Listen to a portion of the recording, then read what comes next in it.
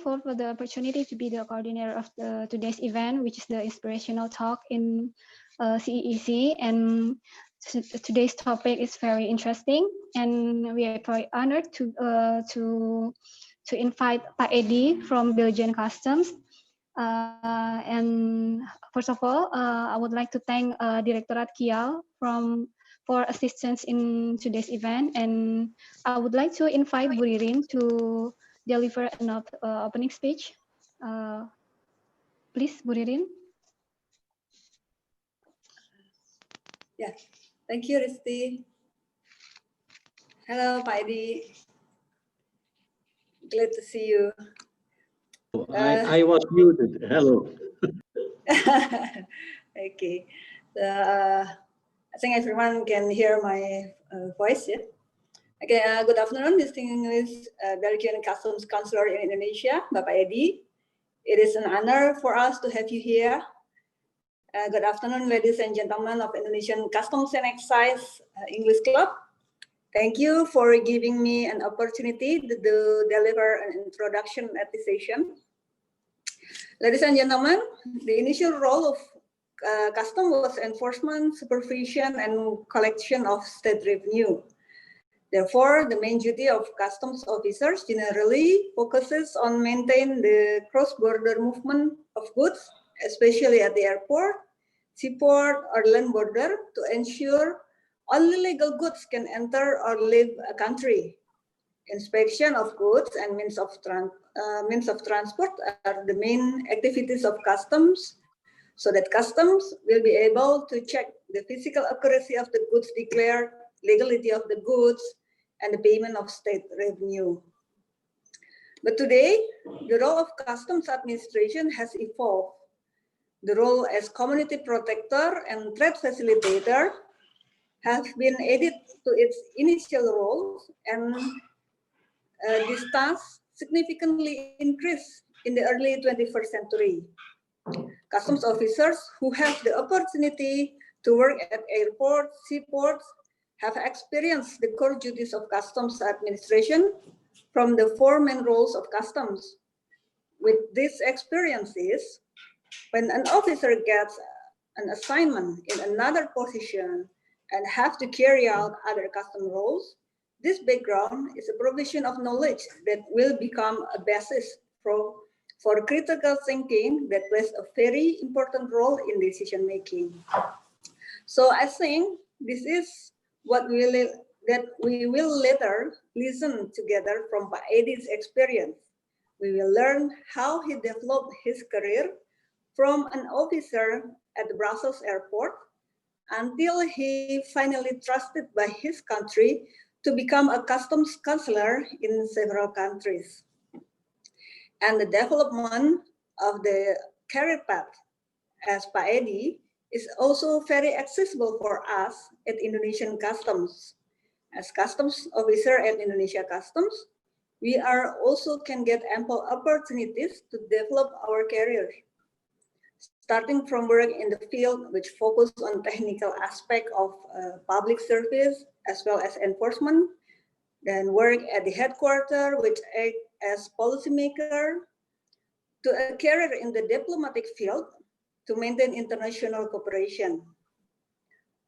The opportunity now is wide open. It is depending on our effort to develop our career, right? So now let's listen to Pak Edi's experience, which I believe it will be very beneficial for us and will open our mind that there are a lot of opportunity to develop our career as customs officers. Thank you.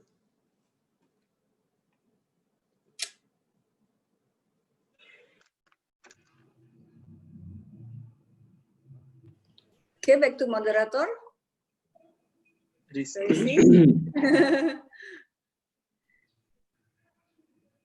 to Pak Halim, please. Okay, maybe I'll just take the floor. Okay, I thank Christy for the opening and a very brief intro from Bu Ririn, which is very insightful. Bu Ririn is a representative from International Affairs Unit.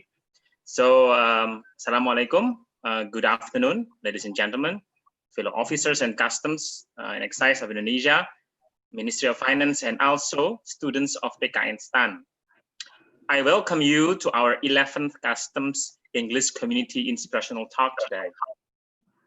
So I'm Halim, HR Manager at the Southern Sulawesi Custom and Excise Regional Office, will be your host or moderator for your today's meeting. But just before starting, allow me to remind you all to ensure that your identity is written by your name and followed by your office name. So for example, me, Halim, from KWBJ, Sulawesi Bagian Selatan. I'm not sure if I have already changed mine. Secondly, if you would like to express your excitement, or I ask for a round of applause, please follow my gesture, okay? So without any further ado, today we have a very special guest for our inspirational talk.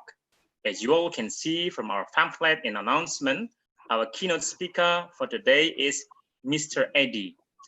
I am actually afraid to pronounce his long name, so I will allow Pak Eddie himself to pronounce his complete name.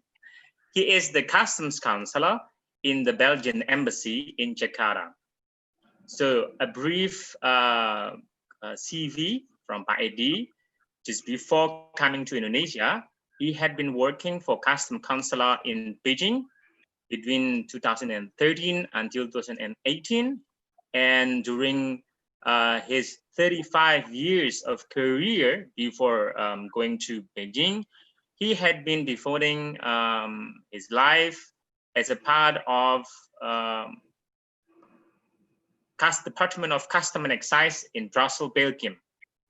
He was also a coordinator for Brussels Airport Customs in European Airport Meeting, or ICARUS Group. He is also trainer for custom procedures and risk management, either for internal and external, national and international. So our today's guest is a star. So you can really exploit or absorb many knowledge from him, from asking maybe Belgian baguette until the ups and downs, the roller coaster of his career during more than 35 years, or maybe nearly 40 years, also counting his career on as a counselor. So without further ado, I let Pak Eddie to explain or present his presentations, and maybe yesterday we have a coordination, some sort of agreement with Pak Eddie. Pak Eddie will divide his presentation into 4. Maybe during these sessions, each of us can ask and explore the knowledge that you want to know. So please, Pak Eddie, time is yours. Okay, I hope everybody can hear me. If you don't hear me, just say it. Thank you, Risti, Halim, Ririn, for all the words to announce these things. And thank you very much that I can be a speaker in this forum. I think it's a very interesting idea to create a kind of club for your officers to experience, to exercise the English. As you will see immediately, it's also good for me because I'm also not an English native speaker, so I can also learn from talking with you about this. Maybe a first thing, this thing on my face, this is the result of the COVID isolation. So whenever you meet me in future, maybe I am clean and I don't have this anymore on my face. Normally, the real face is what you could see on the flyer, but this, okay, I'm staying home and I'm taking it a little bit easy. Okay, I'm going to try to start my presentation by sharing my screen. I hope this will work.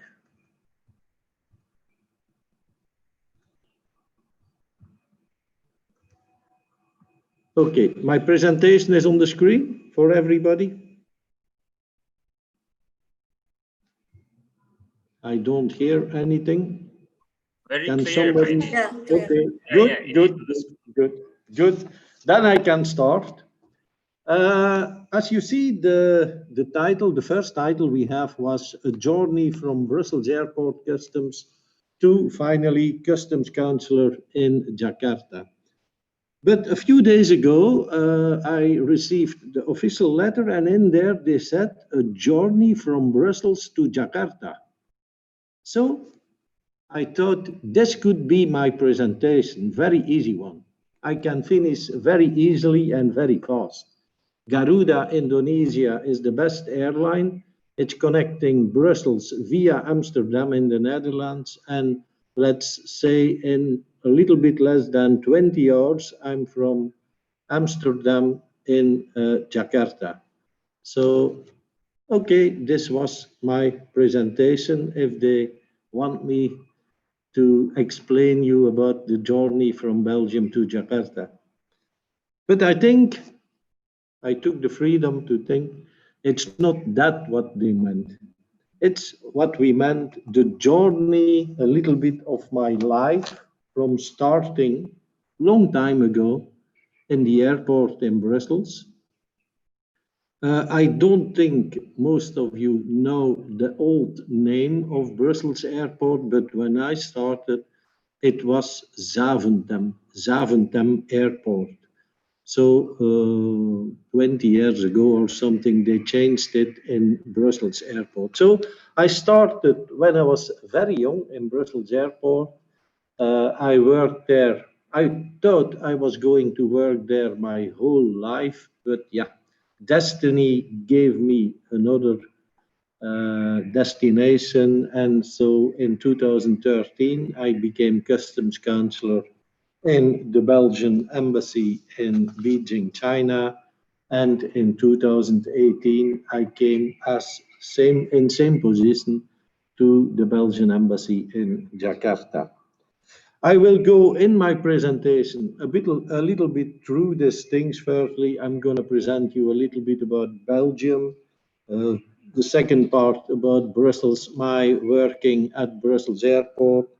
Then we go to my tasks in China. And finally, we will conclude with my things I do here in Jakarta. So maybe the first thing you have to understand, for those who don't know, Belgium is a very small country. The population of Indonesia is about 24 times bigger than the population of Belgium. And if we go to the size, the surface, the land area, it's about 62 times more. But if we go to the density of the population, then in Belgium, the density is much higher, with almost 1,000 people for each square kilometer, while in Indonesia, that's 365 for each square kilometer.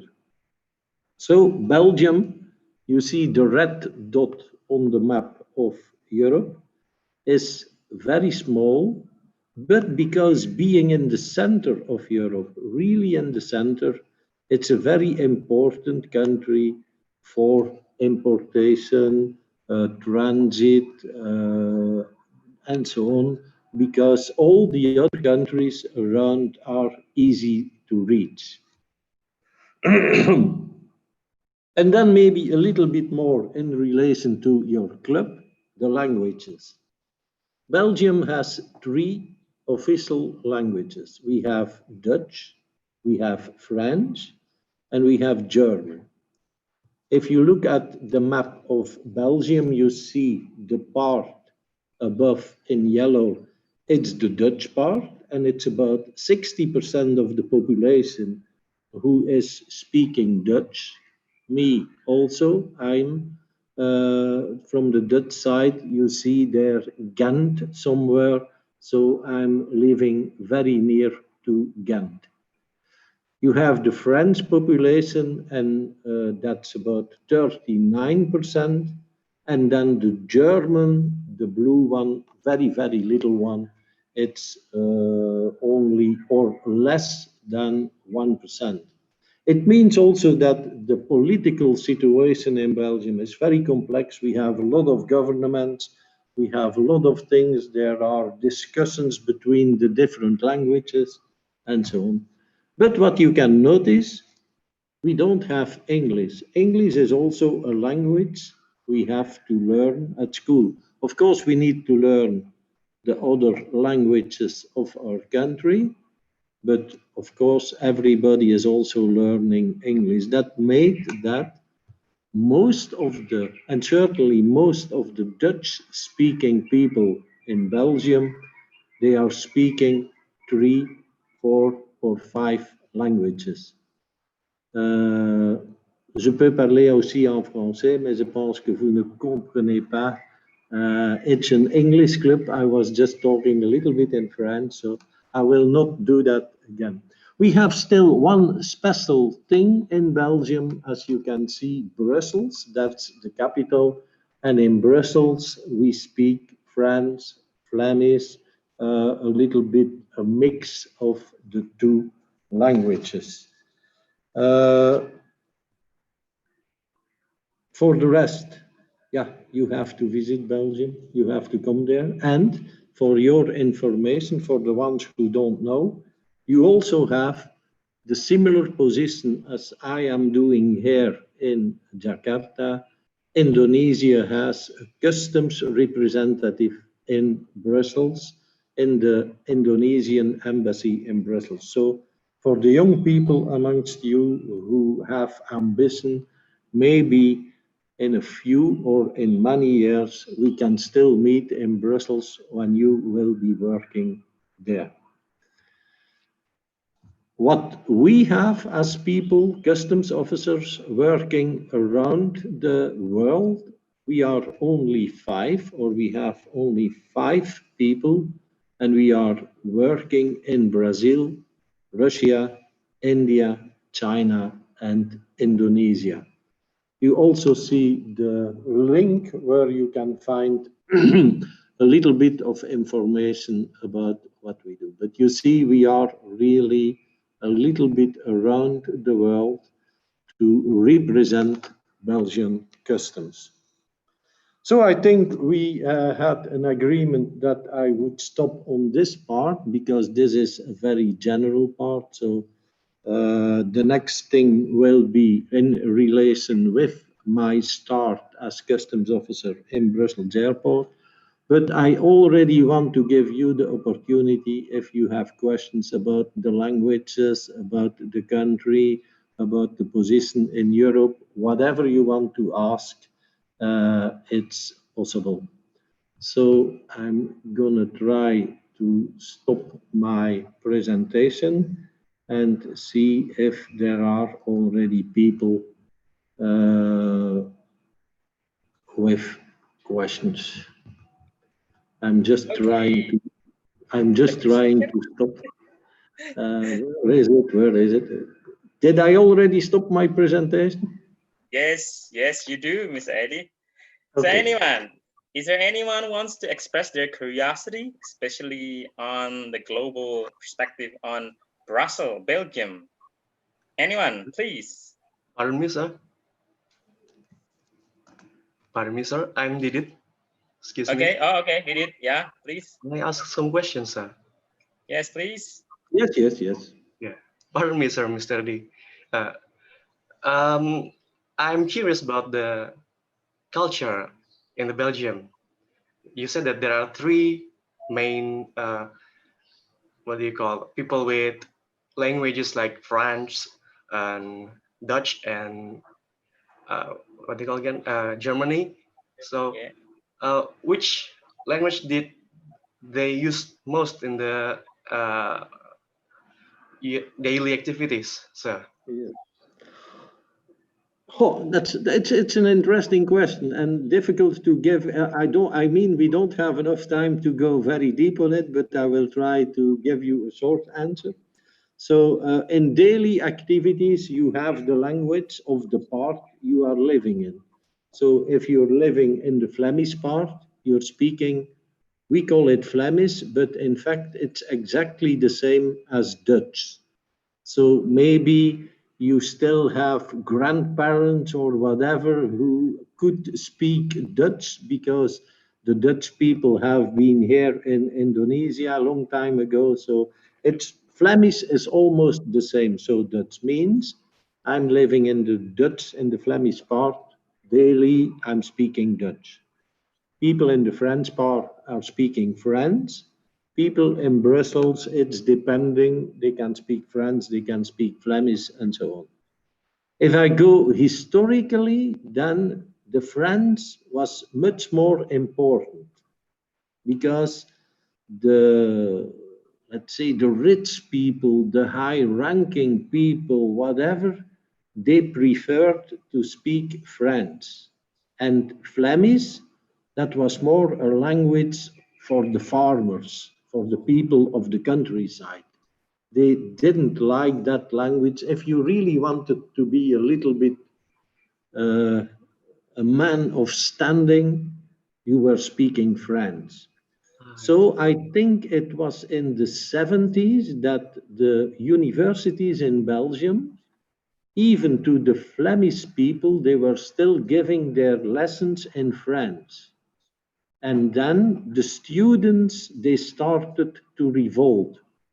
And Leuven, it's a very famous university in Brussels. Then the slogan they were using was Leuven Vlaams, Leuven Flemish. We want the studies in Flemish. So, and that was in fact the start that the Flemish came back as official language.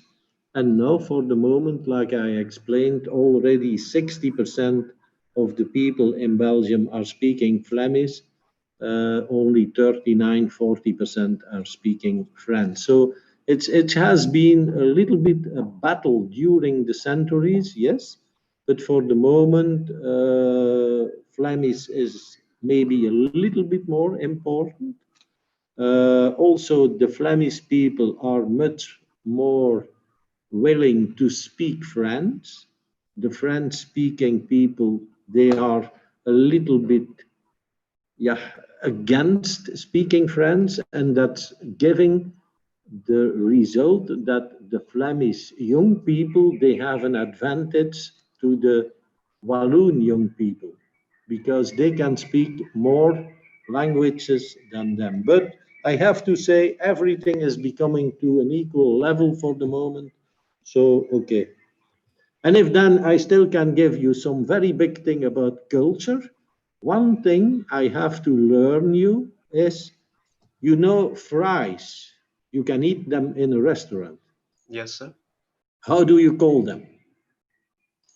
Well, French fries. Yeah. French fries. Okay, I knew it. I knew it. You are totally wrong. You are totally wrong because it's not French fries, it's Belgian Belgium. fries. I'm gonna explain you. Okay. It was in the World War when the American soldiers, they were in Belgium. And in Belgium,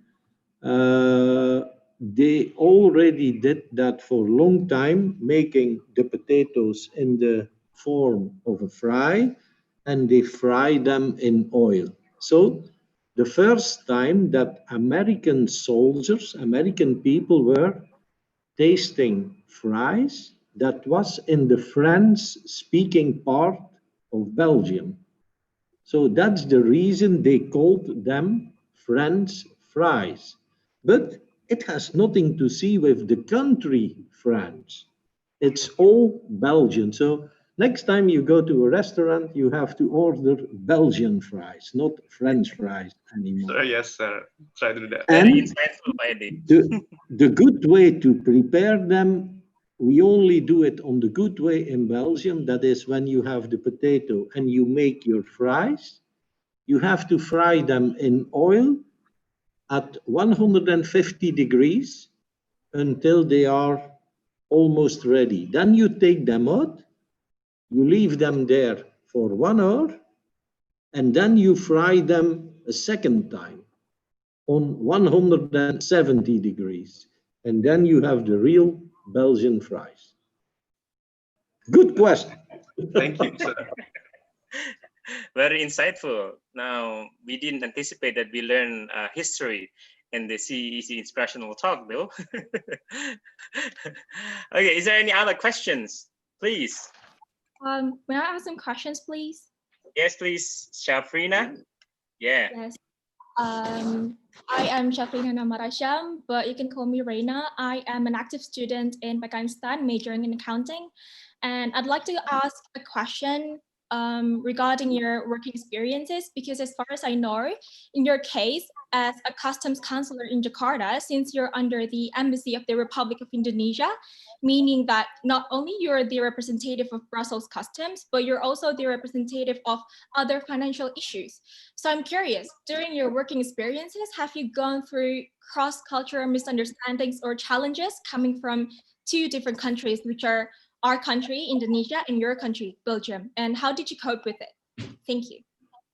Okay. Oh my God, you gave me a very difficult question. To explain more about my tasks, you are a little bit too early. I will come back later to that in the presentation, but I can already try to give a little bit about your final question, let's say. Of course, you always, or let's say one of the first thing you have to learn when you go to another country is you have to learn a little bit the culture and the way of talking to somebody. During my career in customs, I had, for example, also a lot of management trainings in which you need to learn the type of person you are talking to or you are working with, and then you have several possibilities to ask him something to do on that way or that way, depending on his own institution, his own behavior. So in fact, that's the same. I don't have to act on the same way to Indonesian people as I was acting to Chinese people. So you really have to know them. The biggest example I always give is a little bit about the first time you meet people. In China, people are not really friendly.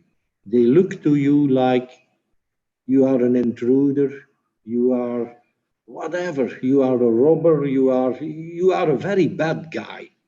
So that's the first time you meet them. You meet them a few times more, and finally they start to know you better, they respect you, and they start to be wonderful people, very friendly, and so on. This process in Indonesia, it's much faster. The first time I meet Indonesian people, immediately after, or almost immediately, they are friendly. They talk and they accept you. So that's a difference in their culture. Indonesian people are much more immediately, I mean, much more friendly, much more open, and they accept you. For the rest, yes, you can have, but I don't know if that is really related to the culture. Sometimes it's also related to the language. And certainly, if I talk about China, it's sometimes very confusing to really express what you want. It's sometimes very difficult, and that's what I am very happy with this group of people, that you practice and learn English, because my Bahasa is not really good. So if you only speak Bahasa and I only speak my English, then we have a big problem. So I think in a lot of cases it's related to the language, but of course, some things, and you can find a lot of things on internet about culture. Don't do that, don't say that, don't whatever, because for me it's normal. It's even polite to do it, but for you, it's maybe an offense. So those things, but finally, and I will come back to that too, if you work in the group of customs, finally, we understand each other very well, because in practice, we all have the same problems, we have the same things to solve, we have the same whatever, and that means that the group of customs is really a good group worldwide. I have been in a lot of countries, and it's really a very good group. For the rest, on all the tasks I have to do, stay, don't go away, and I will come back to it. That's great, Mr. Eddie. I think we should close our first sessions with another, because we have another 2 questions in the line. So if I may ask Nandaka Kalpataru to express his curiosity, please.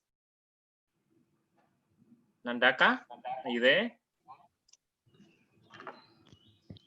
Yes, excuse me. Yes. Okay, thank you for the opportunity. May I ask you, Pak Edi,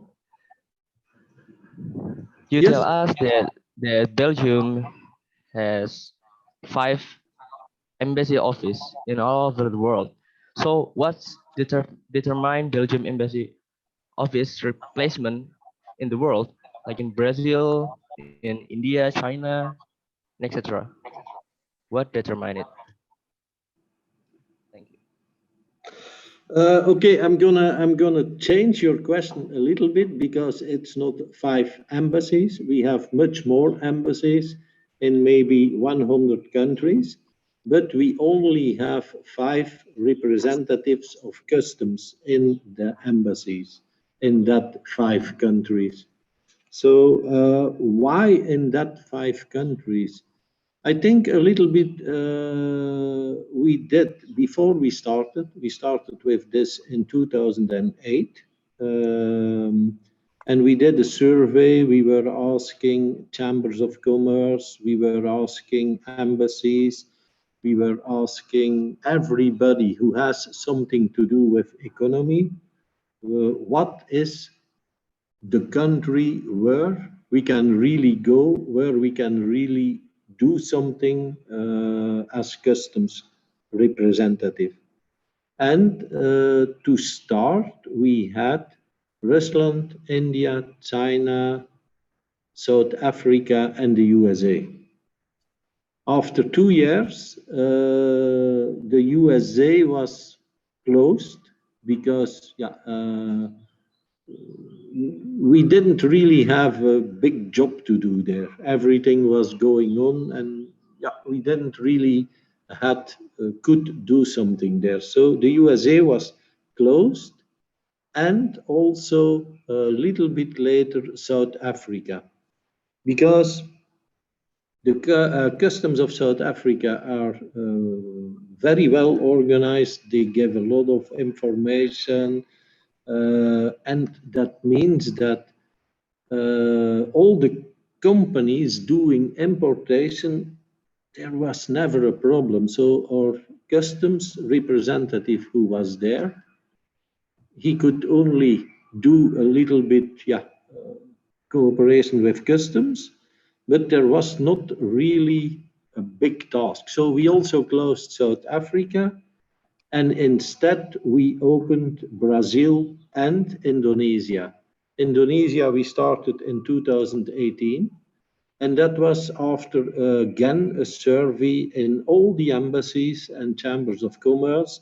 And because Indonesia is really the booming economical country in the region, we thought that having a customs representative in Jakarta, in Indonesia, and maybe also responsible for a little bit the other countries, it was the best idea. So it's really a selection of everything in relation to customs tasks. What can you do? What can you do in that country? That was the reason of the selection of the countries. Okay. Okay, very interesting. There are actually two questions more. Whether we want to continue or we start answering these questions, Heidi? I should propose, I don't know the time, it's already at 2 o'clock, that we continue with the second part, and the questions we still have can still come back at the end, no problem. But Perfect. I prefer that we can go through the whole presentation. Eh? Yeah, please. If I can start up again, I will try. Share screen. And there we go again. I hope you see it. Yep. Okay. Then I will go to my life in Brussels airport. As you already know, you all know, they called me in the introduction an experienced customs officer. I have another word for that, and that means just an old customs officer. Because I did a lot of things, and I started probably when most of you were still not born. I started in 75 in Brussels airport. There is a little story about my start, because I started to do an examination to work for the government. And the examination was for all ministries, so whatever it was. I succeeded, and finally they told me you can start in the Ministry of Finance, and you can start in Customs and Excise in Zaventem, Brussels Airport. So I had immediately 2 or 3 problems, because firstly, I didn't know that Customs and Excise was a part of the Ministry of Finance. And secondly, I never had been to Brussels airport. I'm only living about 50 kilometers away from the airport, but I didn't know how to reach it. So I had immediately a lot of work to do to see how can I get in the airport? What is this? I never heard about customs and excises. So it was totally new for me. It was a total surprise, but okay, I started. In fact, because also in 75, it was a very bad time, economical, for finding a job. So I was looking to find a job. I was happy with everything I could find. So the level I started was below my degree, but I didn't care. I was happy I had a job. So I started in customs. I did really started as field worker. I was checking passengers, the luggage of passengers.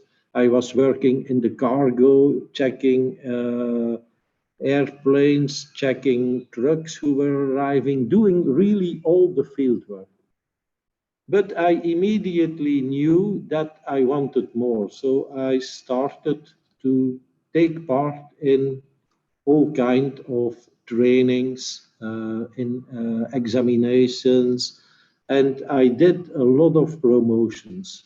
I was happy. I could always stay at the airport. I never had to change. So I did a little bit all kind of services, all kind of levels in the airport. And finally, in 94, I reached the top level for the airport. So from 94, I was responsible for customs, for all customs services in the airport. The good thing was that I knew everything what was going on in the airport. I knew all the little details. I knew all the work. And I knew most of the people. I had been one of them. So we could work in a big team. They trusted me, I trusted them, and we finally reached a very good job in developing the airport, or helping to develop the airport and to go on. And apart from that, I also became a trainer. I went to all the airports in Europe. I was giving trainings about risk analysis, about customs procedures. I was trainer in Belgium for all new officers. I was trainer for people in the Chamber of Commerce. So I was representing the airport in the meetings of the airports of Europe. So I did a lot of extra job next to my task in the airport. If I go then to the tasks in the airport, it's a little bit, yeah, I will do this very fast because you all know these tasks. It's a little bit the same. It's, of course, the last years a little bit changed more to other things, but finally, these things are still there. Fiscal, we are there to collect the money. Everything what is going in has to pay taxes, VAT, excises, import duties, whatever. We are there to protect and to stimulate our own country, our own market. And we are there for protection of the society, for things like CITES, drugs, counterfeit, gas control, weapons, explosives, whatever. So I will give you, I have, or I can fill another 2 or 3 days with all examples and training presentations about things we had, but I selected only a few that I will show you. In the first case, we have the narcotics. So at a certain moment, we had a shipment of exotic fruit. I don't know the exact name, but I think it's a kind of mango, papaya, whatever. I don't know exactly what it is. It was coming, I think, from Africa.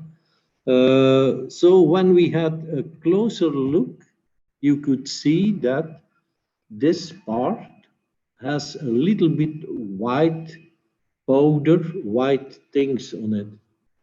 If we then went again a little bit further, you could remove the top and opening it, that gave us that inside of that vegetable, that fruit, we found a little bag of cocaine, heroin, and things like that. If you have a shipment of about 1,000 pieces like this, and there are 10 or 20 who are filled with drugs, it's a very difficult task to find it. But okay, our people did it, and it was very nice. Then we have the ecstasy pills. That's very easy for Belgium because we don't have to look to import side. We are producing it ourselves. We are producing, together with the Netherlands, we are producing the ecstasy. They are producing it in illegal laboratoriums around the frontier with the Netherlands, and they ship it mostly by courier or postal services to everybody who wants it. And I know I want to work together with Indonesia about this. There are a lot of problems with ecstasy arriving in postal services in Indonesia coming from Brussels airport. And I have the intention to organize a special control day together with Indonesian customs. Then we go to the CITES.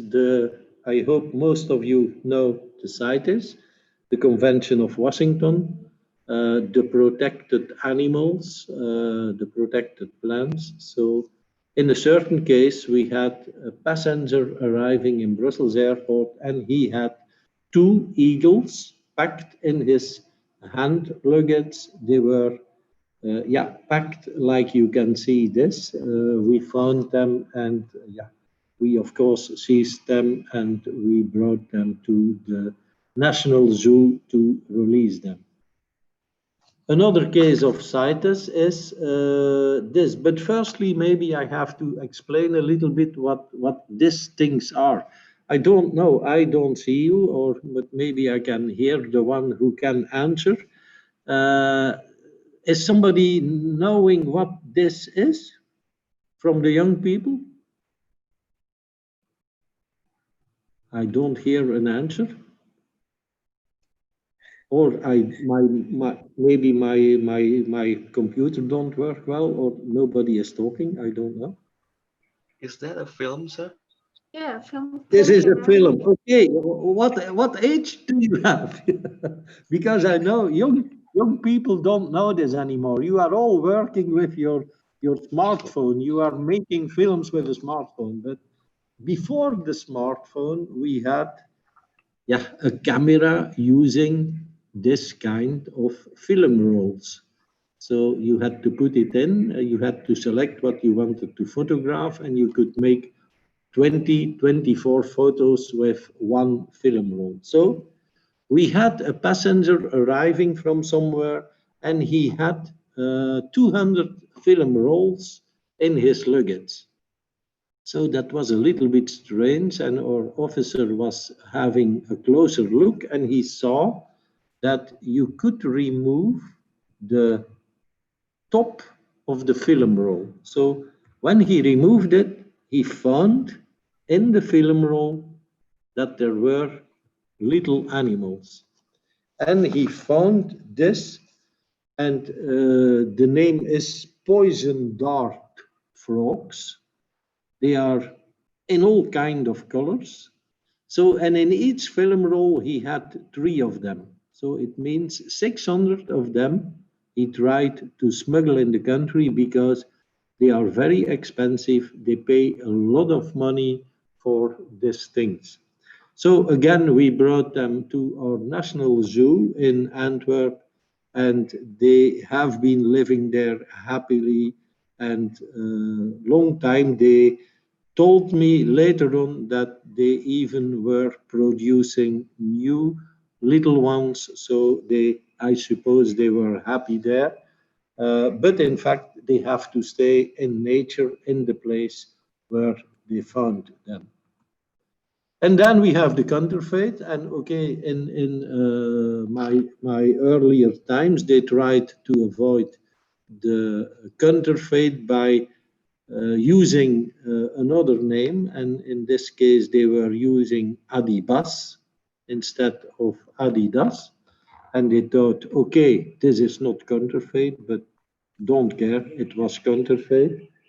And then we also had the red books instead of the Reebok. But also these things were seized and put in our warehouse.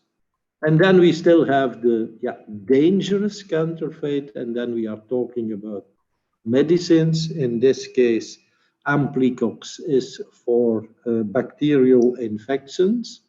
And the Halfan is more maybe in relation with tropical countries. It's medicine for malaria, but in both cases it was totally useless and only made for having, or trying to have a lot of money.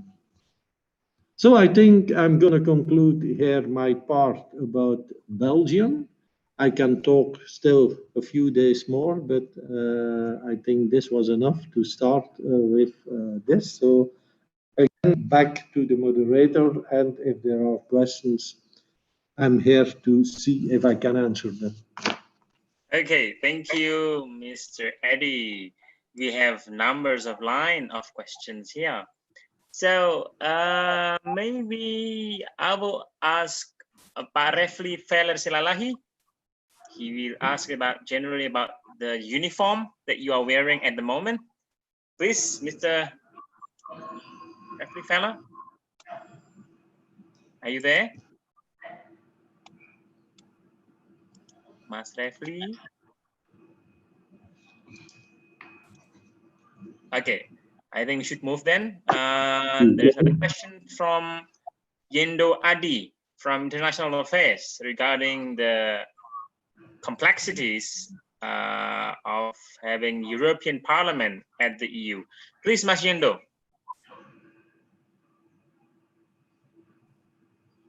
Yendo?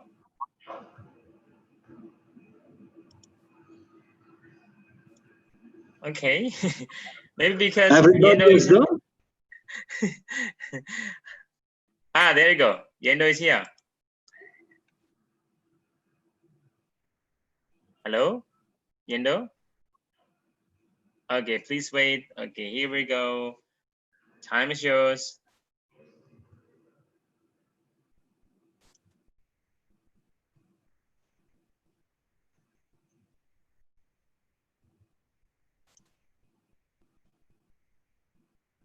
Okay.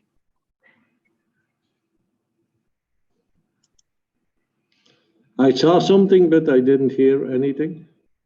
Yeah. Yendo, are you there? Okay, I'll move to Mbak Tunjung and I'll get back to Yendo right after this. Please, Mbak Tunjung, you want to ask something about the difficulties of applying different regulations? Please, Mbak Tunjung. Thank you so much for the opportunity, Moderator Halim. Hi, good afternoon, Pak Edi. Good afternoon. So we met again. I want to ask you from the beginning that we met actually that have you ever experienced any difficulties in applying like different regulations of EU and Belgium on the same matters? Because we know that Belgium is part of the EU, but probably on the same matters you have different regulations that inconsistent between each other. And could you give us some examples? Thank you so much, Paidi. My God, you gave me a difficult question, but okay, I will try. And you are right. I thought it is just easy. No, but you are right. We have Europe, we had 28 countries, for the moment 27, because the UK is leaving the European Union. But that indeed means that the competence of customs is a European responsibility. And that means that all regulations concerning customs, they are made in the European Union. And we have to follow them. But most of them, we have to adapt a little bit, not adapt, but we have to bring them into practice in the country. And that's where there can be a difference between countries. I know countries who are a little bit more easy to bring the European regulations in practice. We in Belgium, because we are really in the center and the European Union is in Belgium, is in Brussels. So we have a very direct contact with them. We are almost living next to each other. So we try to adapt the European regulations very, very strictly. But of course, you finally can arrive on things that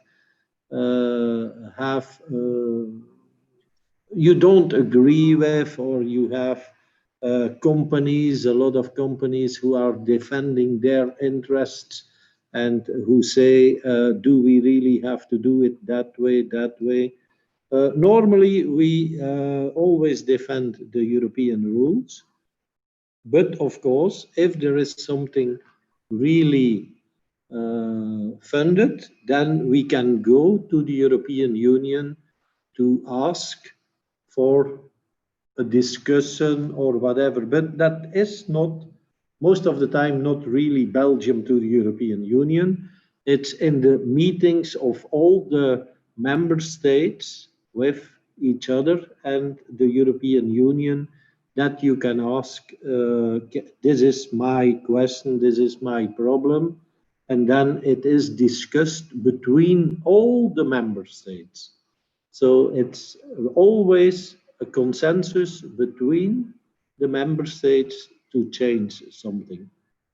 And finally, they are the ones who can really decide. I'm going to give you a little example about a thing I have for the moment with Indonesia, and that's about the timber.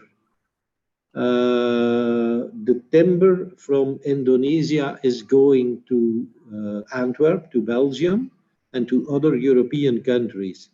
There is for the moment a discussion for the correct HS code. In Belgium, we have a binding tariff information that it is 4409. Indonesia, they say it's 4411.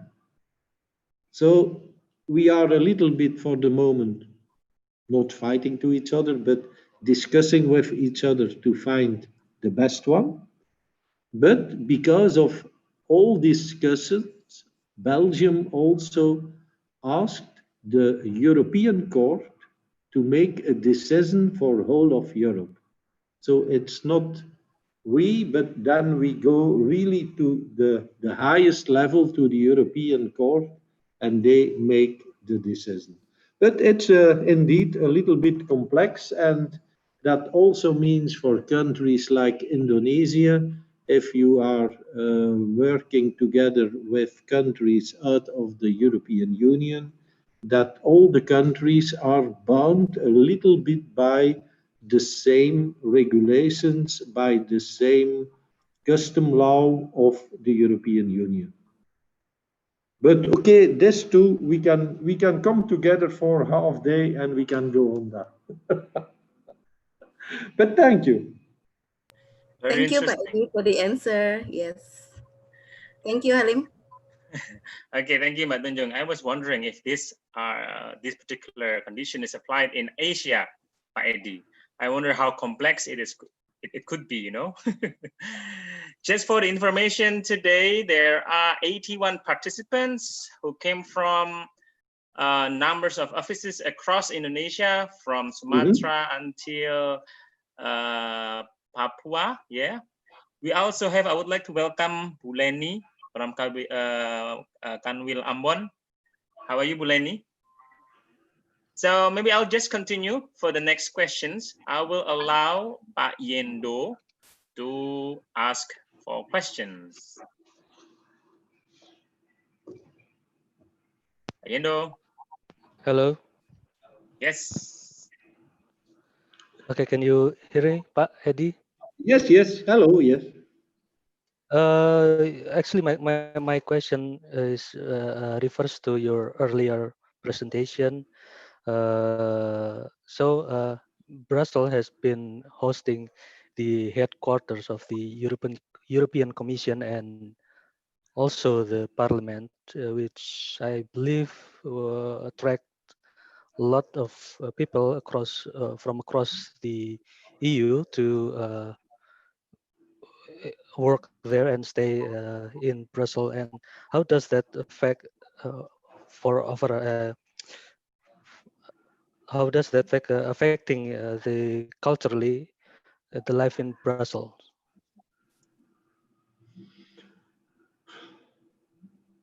It's of course yes, but let's say Belgium is already a mix of a lot of cultures.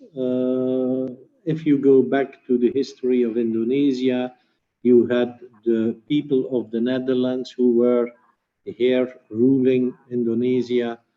I have to admit that Belgium has done the same in Africa, in Congo. We were ruling Congo. So as a result of that, we also have in Belgium a lot of African people. We have Moroccan people.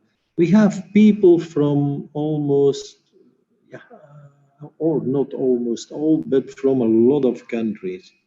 So firstly, you have that mixed, and a lot of them are concentrated already in Brussels. And then you have indeed the European Union, the headquarter of the European Union, who is in Brussels, what means that a lot of foreign people, not only from the 27 member states who are working in the European Union, but also all kind of other people who try to influence the decisions, who try to do something. They are all in living in Brussels. For example, if you take the diplomatic people, Brussels is the second place, I think, after Washington. Washington is having the most diplomatic people. Brussels is on the second place. So indeed, a lot of different people. The population in Belgium was going from maybe 40 years ago, 9 million to 11.5, and a lot of them are people who are from other countries and coming to live in Belgium. And okay, a lot of them try even to stay living in Belgium. So, and the culture, yes, there are mostly everybody is living reasonably happy together, and you don't see a lot of difficulties, except in certain regions of Brussels, of the capital. You have regions where a certain country is concentrated, and African people certainly, or even people from other countries, they are living much more in a group than we as Belgians. So sometimes Belgian people, they have too much noise, too much interference, too much people on the street. Sometimes they are fighting a little bit, but the total of this, it's not really a very, very big problem. Sometimes you can see in the newspapers that it's a very big problem, but I think if you go talking to the people living in Brussels, living in Belgium, they say, okay, sometimes it's a little bit annoying, but most of the time we can live with them. And it's make life in Brussels interesting. Yes, you can go to, I think each country of the world has a restaurant in Belgium.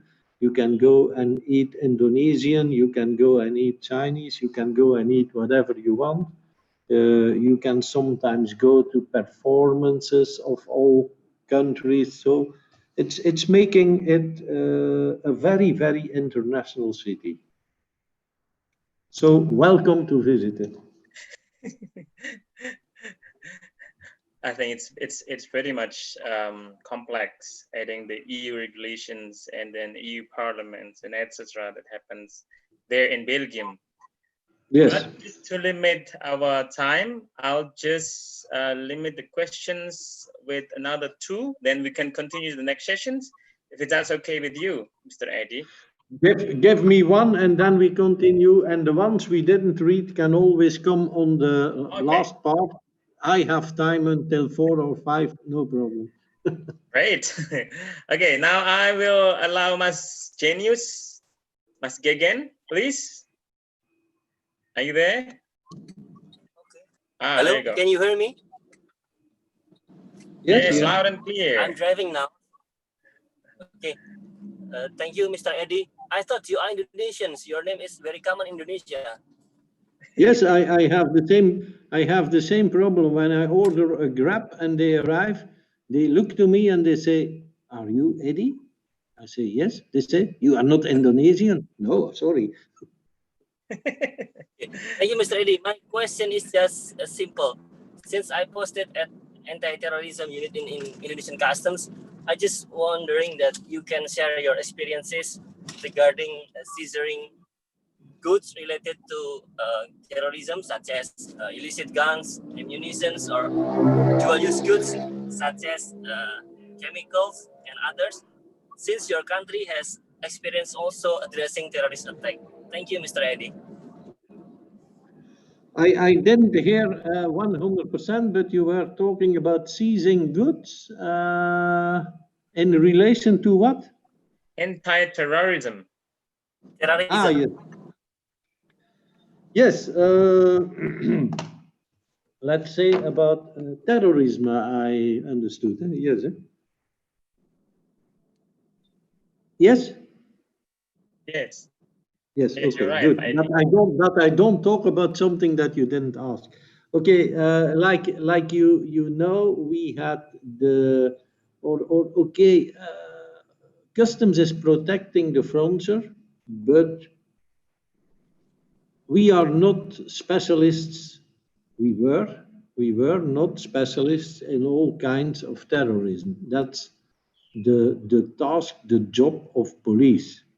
So we are checking forbidden weapons. We are checking bomb or whatever who is coming in, and we will not allow it. But okay, that's it.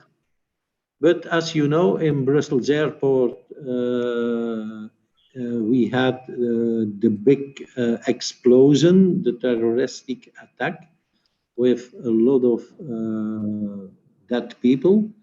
And immediately from that date, Belgian customs were asked to help in the battle against terrorism.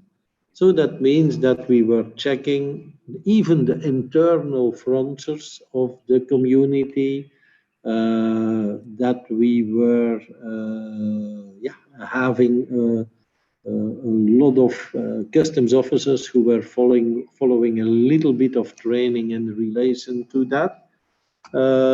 Customs is also in the national terrorism, anti-terrorism group. So starting from that day, we are really much more trying to find relations concerning terrorism. You can say, for example, the cash control. It's not really Belgian, it's European again. You can import or export 10,000 euro. If you have more, you need to do a declaration.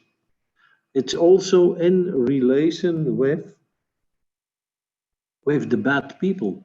It's in relation with drug traffic. It's in relation with terrorism. It's in relation with all the things they need money. So yes, that's a very young, new responsibility, and it's not, let's say, customs alone who are responsible. It's much more the police, the national police, who is working on it, but also customs is involved. For example, here in Jakarta, I have a Belgian friend who is working for the European Union, and he is really the anti-terrorism expert of the European Union, working here and trying to find all kinds of threats, relations in the Asiatic countries. And it's a good place to be. Without going in detail, yes, there are still a lot of threats around the world, and they need to be followed. Is that answering a little bit your question? Okay, thank you, Mr. Eddie. Thank you, Pak Moderator, Pak Alim. Okay.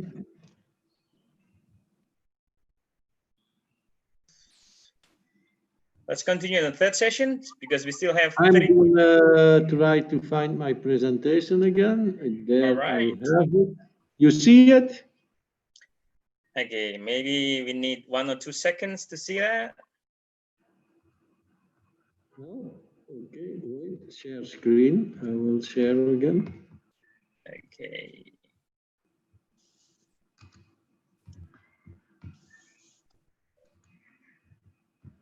Yes, Dylan. Okay, there it All comes. right, there you go. So, okay, then we go fastly to my life in China, Beijing. And again, I'm not going to explain in detail the tasks of Customs Counsellor because I will do that in the last part in relation to Indonesia. But I was in 2013, I was selected. There were selections. We need somebody to represent customs in China. I was working at that time for more than 35 years in the airport, and I thought, okay, I'm going to work in the airport until I die.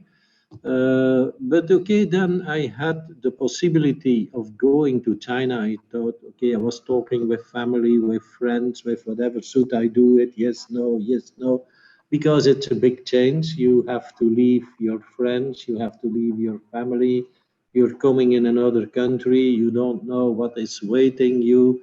So it took me, let's say, a little week from yes to no and yes to no and again. But finally, I said, okay, why not? Let's do it. So I started then in 2013 in China, and theoretically, it was for one term of 5 years.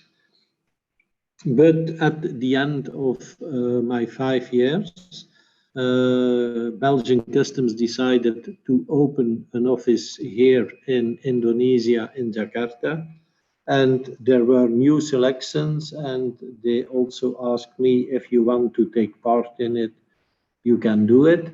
So I took part, and again, I was selected. And since the 1st of August, I am representing customs in Jakarta, Indonesia.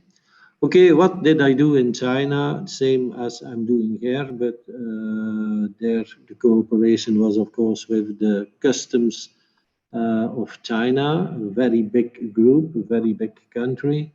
And of course, one of the most important things we have to do, helping economic operators, Belgian economic operators, if they have problems. And that's what I want to tell you, because I can also tell you a lot of things. We can do another session about China, maybe, but because not having the time, I'm going to concentrate myself on one case I had there. And let's say that is the story of Bolt. I think you know Bolt. Bolt was a very fast runner, but in my case, it's a pigeon. I'm talking about the Belgian race pigeons. I don't know if you know, but I think you also have it in Indonesia, race pigeons. When you bring pigeons to another place, 100 or 1,000 kilometers away, and the pigeon is finding his way to his own house, and the one who is arriving the first is the winner, and so on and so on. So the winner is earning money, and the people, certainly Chinese people, they like to gamble with a lot of money on those pigeons. And no, I don't know why, or I don't know the historical origin, but Belgium is very, very famous for race pigeons. We have the best race pigeons of the world. So that means that a lot of, my God, there is a little cat coming in my garden. No, we have a lot of race pigeons that are winning big races that are very important, and Chinese people like to buy them, and they are giving a lot of money for them. Wait a moment, I have to ask somebody to remove this cat. You give me 1 second.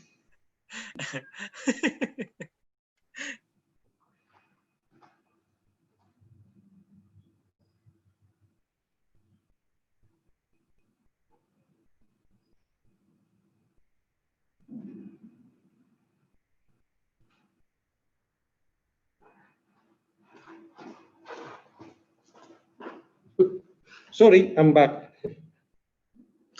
No, okay, we have the Belgian race pigeons, so very famous, and that means Chinese people are giving a lot of money for it.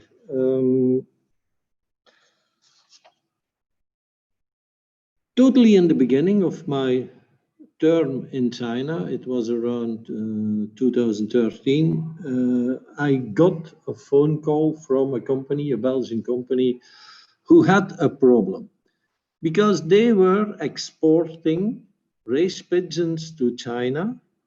In total, 402. This is the export document in Belgium. And there were 402 pigeons going to China for a total value of 1.7 million euro. Okay, but for 400 pigeons, it's already a lot of money. But who was in one of the cages? Bolt. And Bolt was sold for 310,000 euro for just one pigeon. It's a lot of money. So when Bolt, when he went on the plane and 10, 12 hours later, he arrived in Beijing, China, his value on the Chinese import document was suddenly changed in $23. So I don't know what happened during the flight, but a pigeon who is leaving Belgium with a value of 310,000 euro and arriving in China with a value of $23, I don't think that's totally correct. But okay, if you want to cheat customs, you have to do it on a good way, and they didn't, because in the cage of the pigeon, there was a health certificate with the real value. So Chinese customs, they found, hey, this pigeon is 310,000 euro and not 23. So finally, they had a trial with the Chinese trader, and he had 15 years of prison, and he lost all his possessions, his house, his money, everything was confiscated. So Chinese customs, they are very strict with that. He lost almost everything. But okay, what was my task in these things? Firstly, the total shipment of 400 pigeons was blocked. So a pigeon is not like a machine that you can put in a warehouse for a few years. A pigeon needs food. So I had to act very fastly. So the Belgian exporters were involved. They could prove that they were innocent. It was all done by the Chinese trader. They didn't know that this was happening. So finally, we could tell this to Chinese customs. They believed us, and they said, okay, we can release the shipment, but we want a deposit. So finally, we agreed for about 300,000 euro as deposit, and the pigeons could go. But what was the result? That in the following months and years, pigeons, Belgian pigeons, were totally on the risk list.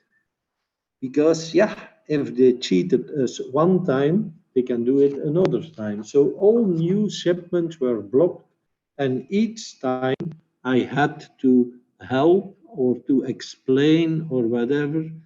So the biggest problem is the value. What is the value of a pigeon? You can see here 10 different pigeons. What is their value? I don't know. I just put some value on it, who can be the real value. And I'm going very fast. It can be 10 euro, 100, 300, 500, 1,000, 1,500, 10,000, 25,000, whatever. So all values are possible until 2013. The most expensive one at that time was 310,000 euro. I say at that time because in the meantime, in 2019, we had Armando, and Armando is sold for 1,250,000. That's about 22 billion Indonesian rupiah. So it's a lot of money for only one stupid pigeon. So who knows? You cannot see that on the pigeon. What is the way they are sold? you have three possibilities. You can have an internet auction. That's a bidding on the internet, and the highest bid is winning. Easy for customs, you can find the value. You have the selling via internet, and that with a fixed price, again, easy for customs, you can find the value. But you also have the home sellings, and that means that the buyers are coming to Belgium and they are visiting a loft like I put there on the photo, and they are discussing directly with the owner about the price. So in that case, we have to make an estimation because we will never know the exact price.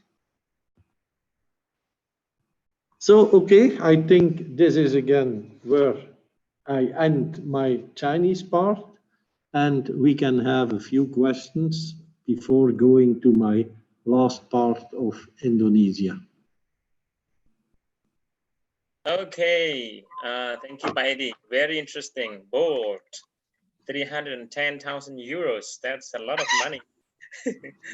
Yeah. Okay, just to make it quick, I will allow the next question goes to Pak Benny and then Bu Eni. Please, Pak Benny. Yes, can you hear my voice? Yes, loud and clear, Pak Benny. Yes, yes, yes. Okay, thank you very much, Pak Edi. Good afternoon, Pak Edi and all CEC colleague. A very inspirational duty experience story, and thanks for sharing with us, Pak Edi. I'm Benny from Directorate of International Public Affairs, in charge in multilateral cooperation. It is very interesting to explore further based on your explanation, and please allow me to ask you several questions. First, EU is a custom union, right? Mean that the external import and export tariff are the same among member states to the external. The union custom code will be implemented to all member states. My question, what is the mechanism for issuing new law and regulation? Because sometimes I read some EU regulation mentioned about the council regulation, implementing regulation, supplementing regulation. What is the difference between them? Are they regulated by the European Council and European Commission, or different type of regulation? And are there any possibility for each custom member state to issue a regulation based on their own characteristic or situation and condition? I mean, like Germany or France or Belgium, maybe they have some like implementing regulation different from the other member state. And secondly, if the implementation of certain regulation, you already mentioning that member state, they can implement the regulation by the EU Commission or EU Council in each member state. And if during the implementation, there are different, some differences. So if stakeholder have complaint or objection with the measure not benefiting for them, not in favor for the importer or exporter, and how is the mechanism for objection and appeal in the EU system? Maybe you can please do explain in brief with me. And one more thing, Paidi, because I'm very curious with the EU system. You mentioning about the if there are some differences. Maybe I would like to by making you the example. For example, it's related with the advanced ruling on classification. Let's say a member state A classify as a television with duty rate 5%, and they ask for the advance ruling. I know the procedure in the EU. If they already apply in one member state, they cannot apply on the other member state. But you know that's it could be another duty rate, let's say 15%. Maybe the problem, like if they apply the advance ruling in Croatia with 5%, but when he import the goods in Belgium, the officer in Belgium, based on their experience, he know that these goods should be in 15% duty rate, not 5% as a advance ruling he already applied in Croatia. So there are differences of decision of the officer. So how the mechanism in EU custom to solve this kind of problem? Because I know that in the EU there's no like a central headquarter for the whole member state. It's member state and member state, Belgium custom, Netherlands custom, Germany custom. But when you have differences, it must go to the EU Commission like Digitaxud or any other body who can try to solve this problem. And if it's happened in, let's say, in the clearance stage, how you solve this problem, because the ruling is binding. So even though the Belgian custom thing is, they're sure that the tariff must be 15%, but the importer already have 5% advance ruling with the good. Do they have to accept the decision, or they can discuss with you mentioning about the discussion mechanism, and after they have decision, so they can directly nullify the decision. But then the let's say the body, the independent body can ask the Croatian custom to revise the advance ruling.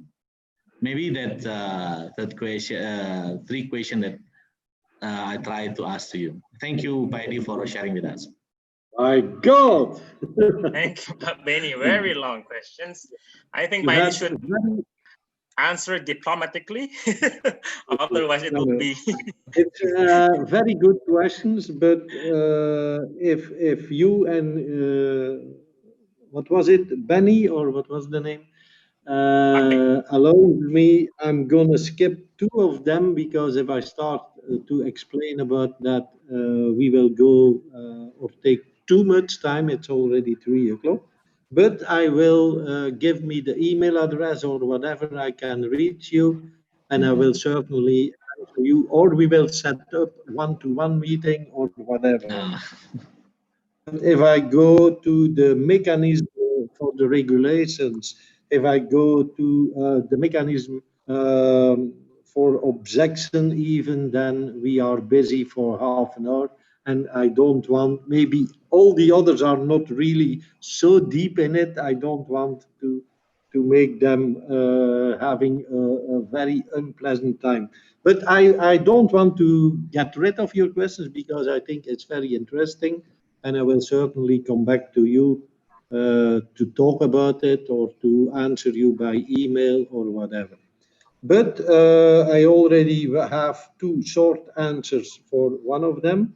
So a country implementing a more different regulation than another one, that is totally impossible, unless it has been discussed between all the member states and the European Union, and everybody is agreeing that a certain region or a certain country or whatever, that they need a kind of a different approach for something.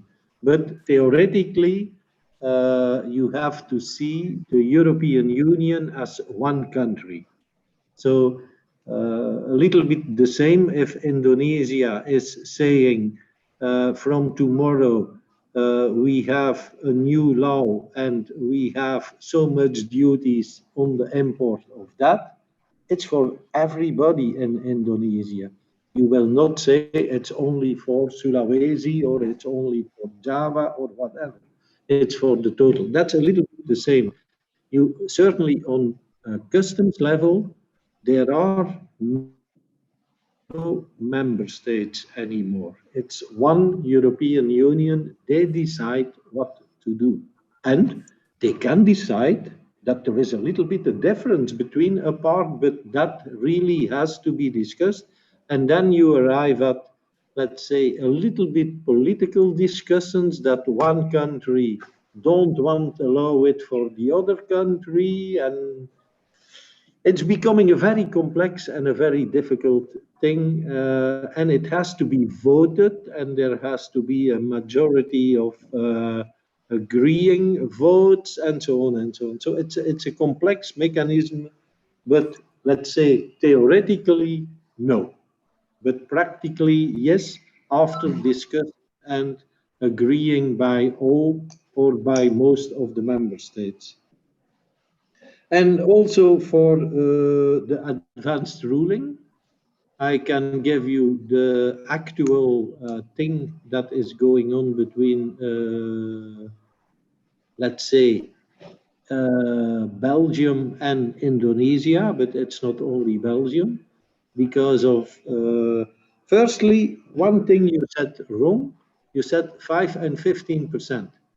We don't care about the percent. We only care about the correct HS code.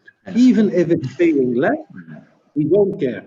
We just want the correct HS code.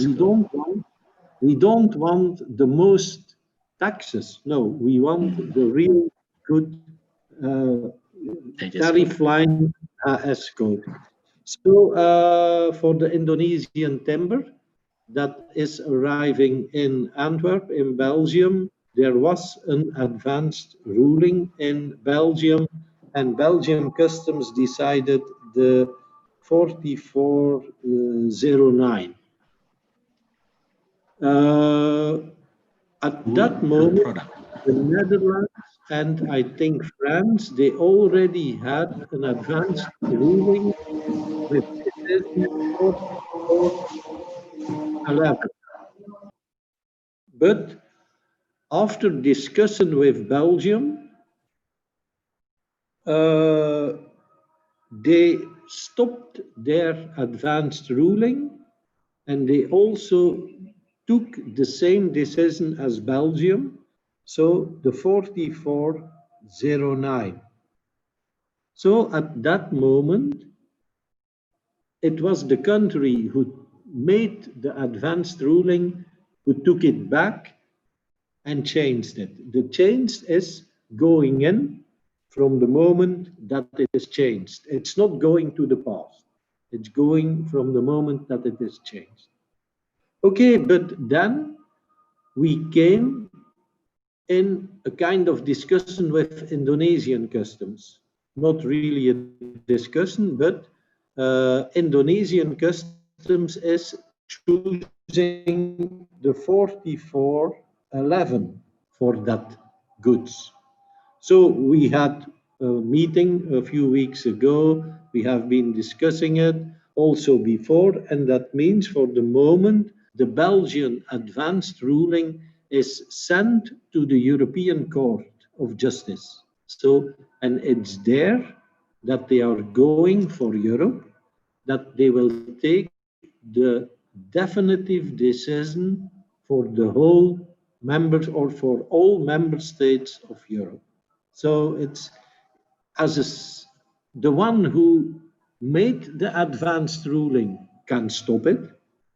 If I made an advanced ruling and after a few months I realize I was wrong, I can stop it from that day on. I cannot oblige another country to stop his ruling, but I can eventually bring it to the European Court for a final decision. So that's a little bit your two questions. The other one, the objection and the mechanism for regulations and whatever, that I will be back to you if we can set up a meeting again or via email. So otherwise, I'm going too far between my time, I think. Okay, thank you, Pak Edi. Thank you very much.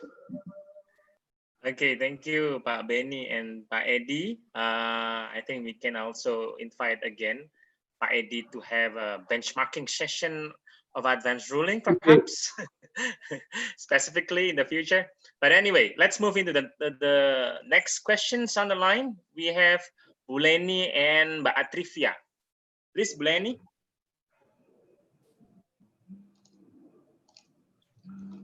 Thank you, Mas Halim. Okay, first I want to say hi to our participant here, ada Mbak Tunjung, Mas Halim, and the team who manage this club running in well progress. Yeah, proud of you all, and also the senior icons from the pictures, Pak Alfian, Bu Ririn, Pak Benny, and all energizers of custom and excise English community. And also to participants from STAN campus and also from the Ministry of Finance colleagues. Hello, everyone. So it's been a long time for me not join to kind of this talk, do some college schedules and the challenges to manage 2 hours difference working time with capital here. So I'm so happy now to have this opportunity. My best regards to all from the east part of Indonesia, Ambon City, Maluku Island. Now, of course, I would like to greet one of my friends, international customs colleagues here. Hi, Eddie. How are you?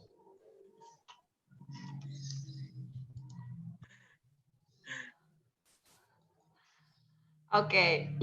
I was muted. Sorry, it's the host who did it. I am in the spotlight. My God, I have to close the spotlight. Okay, now I see everything. No, I'm very well, and you too. I see. Okay. Happy to see you again here. Yes, I say if I have to see all those old people, I have to do that. Yeah, yeah, Eddie. Thank you so much. My high appreciation that you could share with us here in this moment. Thank you, Eddie. So happy to see you also in best and healthy condition. So are you in Jakarta or no, in Brussels, Eddie? No, I was in Europe, in Belgium, but I'm back from last Sunday. So I'm in Jakarta, working in my garden office. And being accompanied by your cats. Yes. Okay, but they removed it. Okay. My deliver my warm hug to your cats. Someone told me that never trust the man who doesn't love the cat. So okay, now we trust you. Thank you. But I love everybody. No problem. Eddie, maybe this is not the question. Just only need some share from you about your experience, what happened in Belgium, especially on the COVID-19 pandemic situations. So I heard that Belgium as well been hardly hit by the pandemic, nearly 10,000 deaths linked to the coronavirus so far. So this figure makes your country of 10 million people as one of the countries with the highest death rate in the world due to the pandemic. So maybe could you share some information in general with us? How does your countries handle the latest to handle the COVID pandemic? So what the effective policy to cure there? And what is the role of the real role of the Belgian customs on the CIQ squads in this condition, especially on the movement of goods, of course, with the people between European countries. So, and then how do you compare those treatment with the treatment in Indonesia while you came here and you living here now?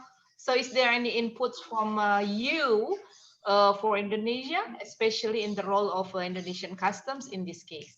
Thank you, Eddie. So time is yours. My God, you gave me again a question for a few hours. Okay, I will try to do it very briefly. Firstly, I have to correct one of your sayings. We are not the country who is most badly hit by COVID, but we are the most honest country. And that means that we report almost all deaths as related to COVID. So finally, that had as a result that we were on the top of the ranking with most people died by COVID seen by 100,000 people or something. But in fact, it's because most of the other countries, they don't really count enough deaths as related to COVID. If you look to the over death numbers, you find a lot of countries who have thousands of over deaths, but they only report a few hundred in relation to COVID. So, okay, then you can ask the question, those other dead people, what did they die from? So, and if you look to Belgium, I think we have 80 or 85 or even more percent of the over that we reported as being in relation to COVID. So it's not, I think we are not more or worse or better than other countries, but the statistics were much better than other countries. That's first. Secondly, yes, but we had a kind of all kind of measures to avoid the transmitting of the disease, what means that our hospitals were going to 70% of their capacity for the COVID, but because of the measures, they came back and it was really good 2 months ago. But then we released all the measures, and of course, the cases went up again. For the moment, they are again going to 400, 500, 600 in a day. So there are new measures. I can give a few examples of the measures. It's like you have to create a bubble of 5 people.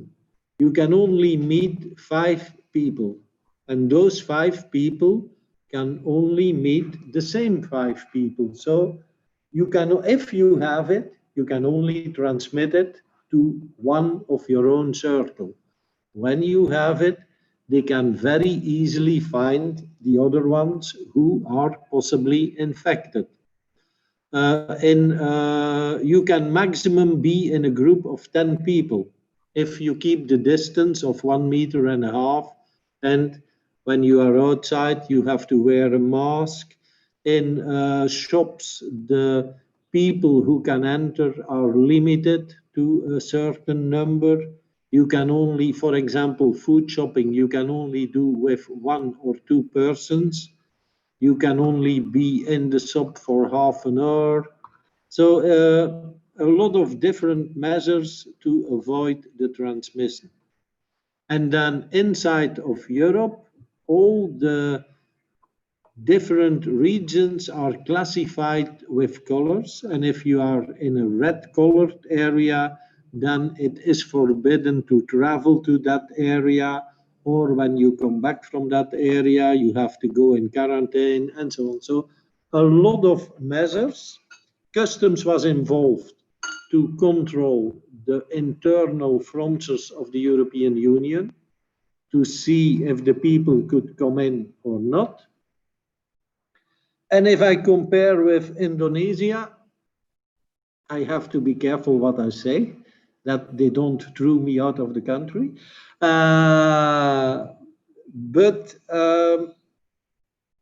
We had the first wave, and we controlled the first wave until it was going down. And then we released it what means it's going up again. We cared about the health of the people, certainly because we were afraid of overcapacity of the hospitals. Indonesia had the first wave. They tried to control it, but finally, on the way up, they said, the economy is very bad now. We have to help the economy.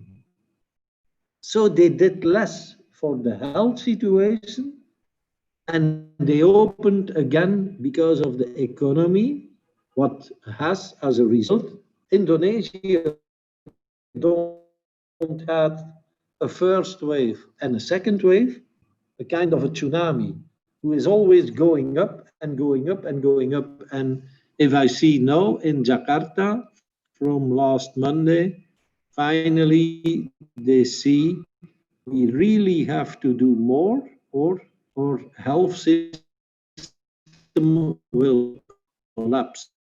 So I think it's a little bit, but it's in each country, Belgium, a discussion about health and economy. But I think if I just say it in one sentence or two sentences, I think the healthcare in Belgium has been a little bit more important than in Indonesia. Maybe if you look to the economical result, maybe the situation in Indonesia is better than in Belgium, because if you take care of one of the two, the other one is suffering. That's the problem. Thank you, Pak Edi. Thank you, Bu My Leni. dear Leni, that was my answer. A very extensive explanations from Pak Edi, and we can all learn from that. Now I will allow Atrifia Aulia to ask the questions, please.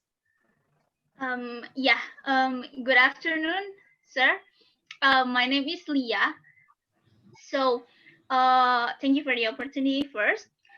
My question is, so when I studied in the Netherlands, I've never encountered... Good afternoon. Yeah. When I studied You in the speak Netherlands... Okay, you can ask the question in Dutch. Goedemiddag.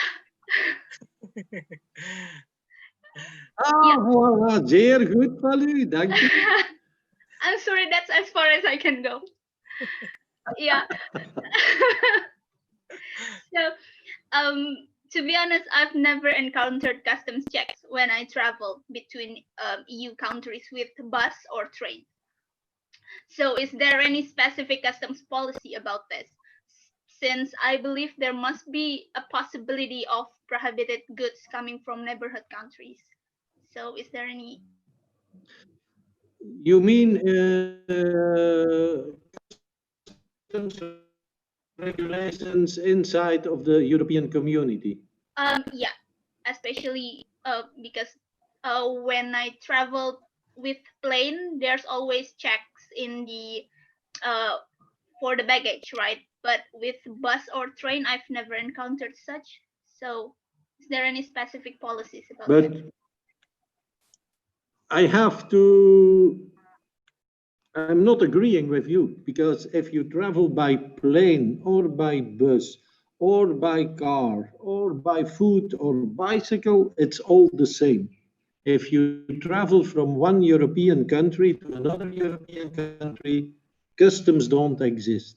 You don't see them, they don't check you, they don't exist. You have really, like I said before, you have to consider the European Union for customs regulations. The European Union is one country. So that means if you buy something in the Netherlands and you bring it to Belgium, okay, nobody cares. It's another regulation for the VAT. The VAT is still national.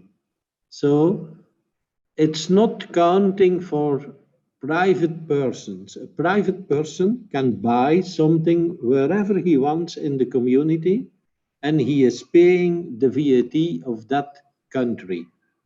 But if you are a company and you buy goods in one member state and you bring them to another member state, then finally you have to pay the VAT of the last member state.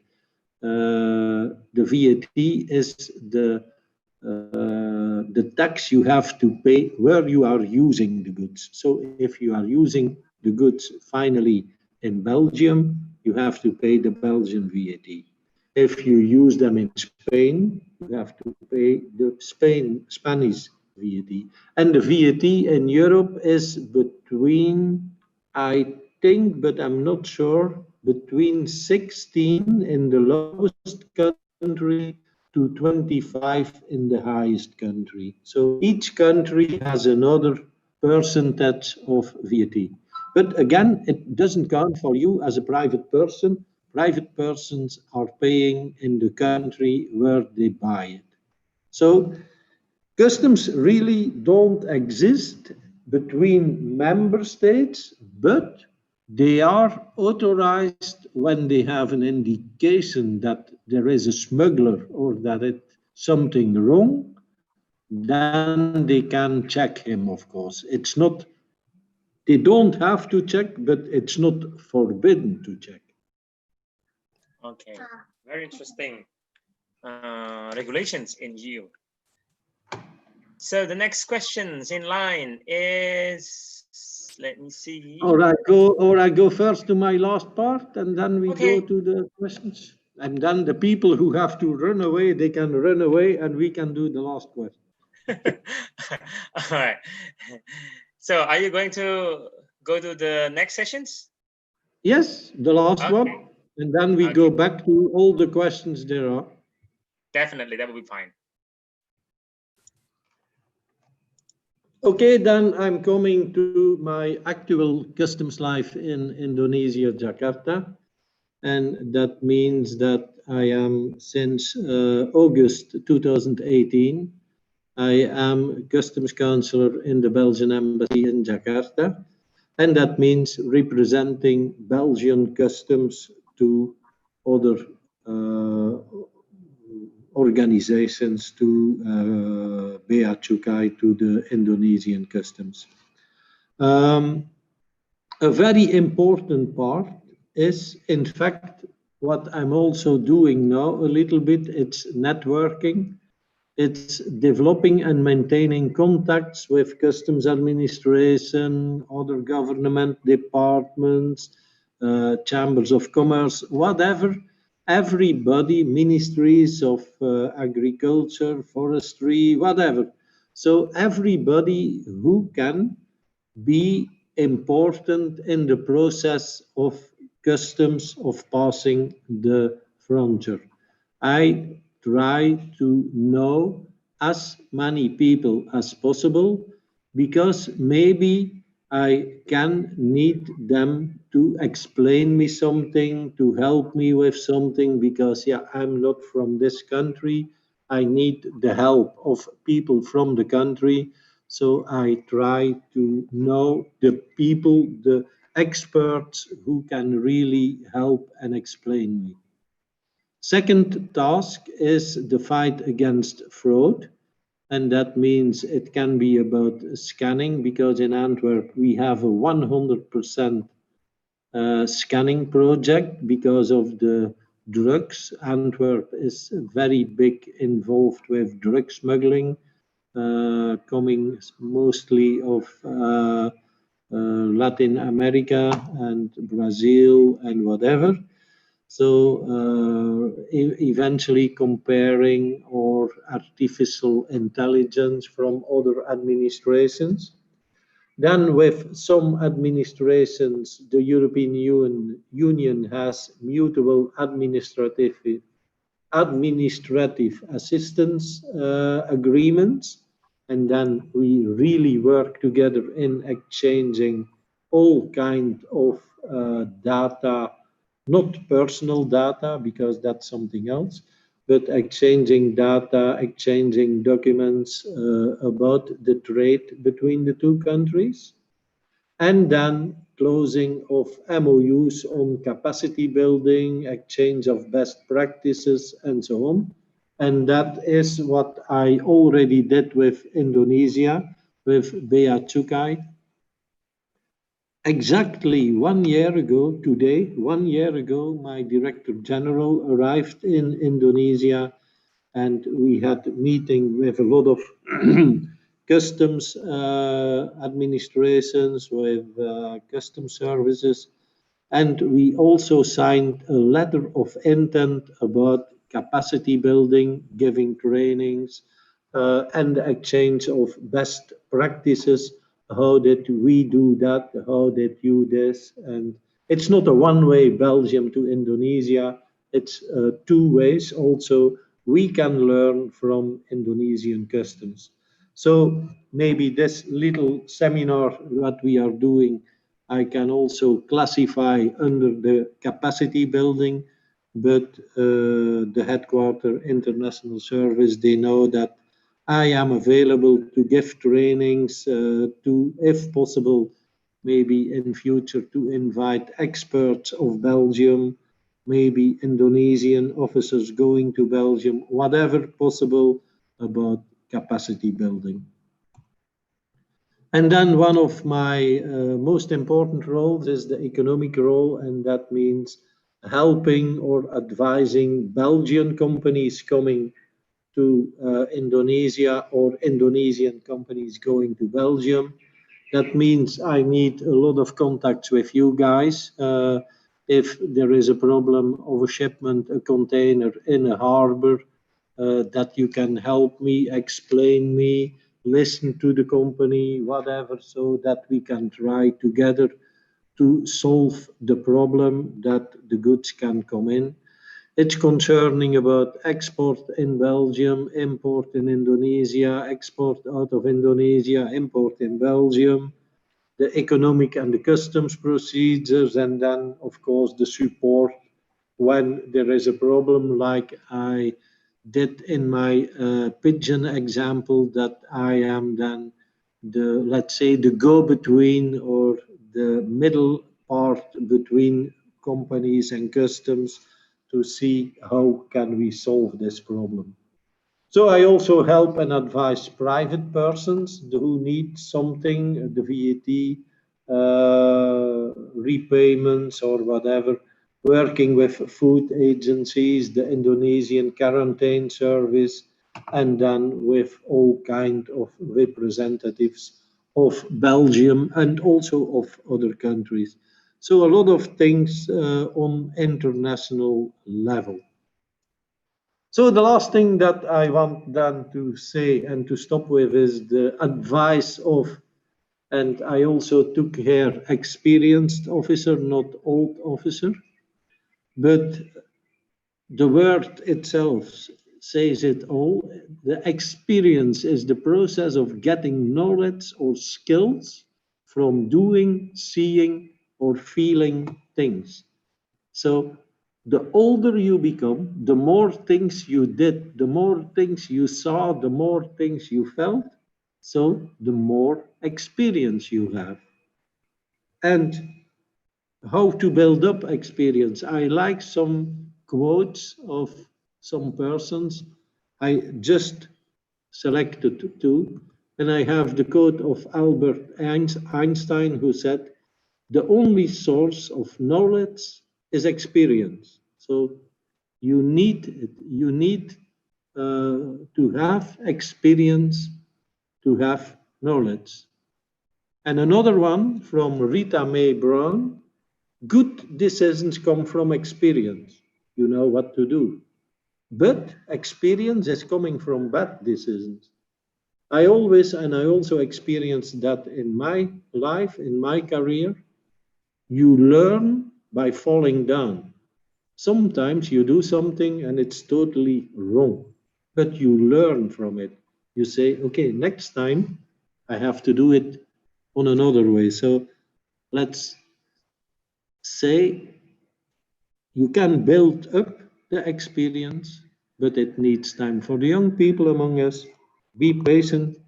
When you have my age, you will also have the experience. But one thing you don't have to forget is the balance between work, family and friends. And I'm a bad guy to say that, because I know from myself that I invested always too much in my work. Sometimes I forgot my family, I forgot my friends. Even now, sometimes it takes too long before contacting via WhatsApp or Skype or whatever my family, because I'm busy with something. So I just can give the advice, try to find a good balance between those two, but go for customs, because customs, national and international, they are one big family. So try to be a part of it. And it's very easy. When I come together with customs officers from other countries, I have been in so many different countries. I've met so many different nationalities of customs officers. And after 5 or 10 minutes, we feel family. We feel that we have the same problems. So it's very easy, and I think it's something special for customs. I have seen other administrations, tax administrations, whatever, they don't have that when they come internationally together. Customs has that. I don't know exactly why, but I suppose because the work we do is the same all over the world. A second advice I want you to give you is don't underestimate yourselves. Just believe in it. Never stop learning. The better you know, the more you know, the better you will do your job. You can do promotions, you can go everywhere. I think Indonesia is a very big country with a lot of customs offices around Indonesia. You can do in your life maybe 3, 4, 5, 6 different places, different services, always new things. So it will never be boring. And that's in relation to my last thing. If you have the possibility, I should advise you to choose for a very short life. How can you do that? You can do that by loving your tasks, your daily tasks. I always did it. So that means that in the morning, 7 o'clock, I was arriving in my office. And I started to work. And 5 minutes later, I was looking to my watch. And it was 5 o'clock in the afternoon. So I had the impression that my day was 5 minutes because I was loving everything I did. My day was going so fast, my week was going fast, and my life was going fast. For the moment, I'm working for about 44 years for customs. It looks 10 years, maybe. I don't know where the time is going. If you like it, it's going very fast. So try to find a job that you like, and that can be anything. It can be a little job, it can be a big job, it can be a job with a lot of responsibilities. It's all depending on you. If you feel good in what you do, you are very good in what you do. These are my contacts. So whatever you need to know about me as customs counselor, about Belgium, about tasks to do, about touristic things in Belgium, if you want to visit Belgium, no problem, just contact me and I will try to answer you. In the other way, maybe you never know, if COVID stops, maybe I will arrive sometime in your office and then we can have a drink or a tea or whatever together or say hello. So I hope to meet some of you. It's a bad situation for the moment with this lockdowns everywhere, but I'm living on hope that maybe in the beginning of next year we can do it again. So thank you very much for being here, and I'm still open for all your questions. Okay, very excellent. Quoting from your last message, I think, Pak Edi, we never realized that we have already spent more than 120 minutes. It means that we love this discussions, you know. But to make it quick, I will allow Diah Pratiwi to ask her question, I'm sorry. I believe it is she, not he. Bu Diah Pratiwi, Mbak Diah Pratiwi, Miss Diah Pratiwi, are you there? Okay, or I will just read the questions for you, Mr. Eddie. So she said, Mr. Eddie, I would like to ask a question. As a custom attaché, do you have any duties related to fiscal policy and country revenues? If not, is there another attaché from your country performing the task?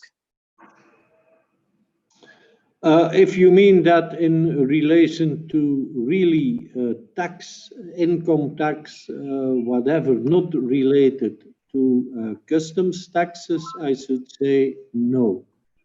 There is also no special attaché doing kind of those tasks.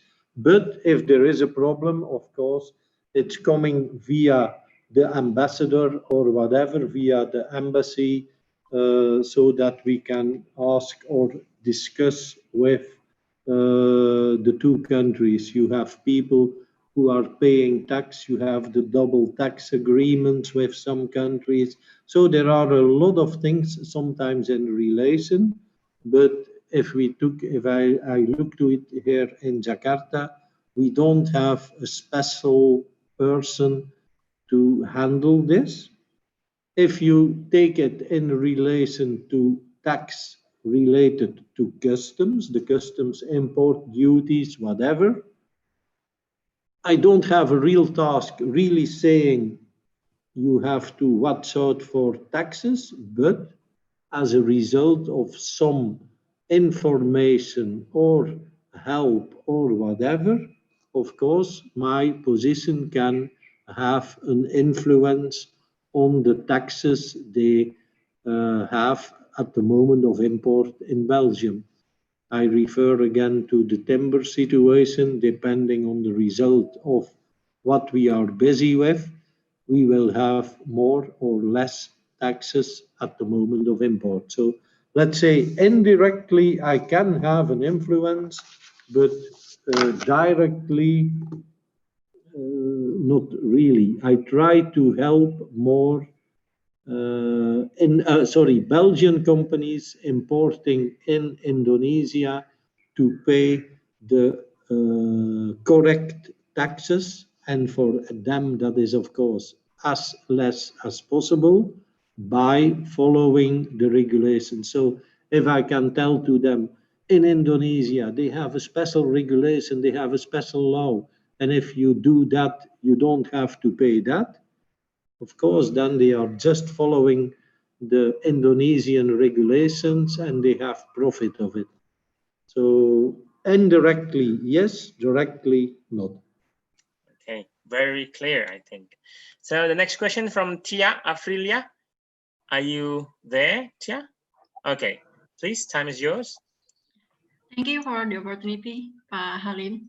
Good afternoon, Mr. Eddie and all participants. My name is Tia from International Affairs.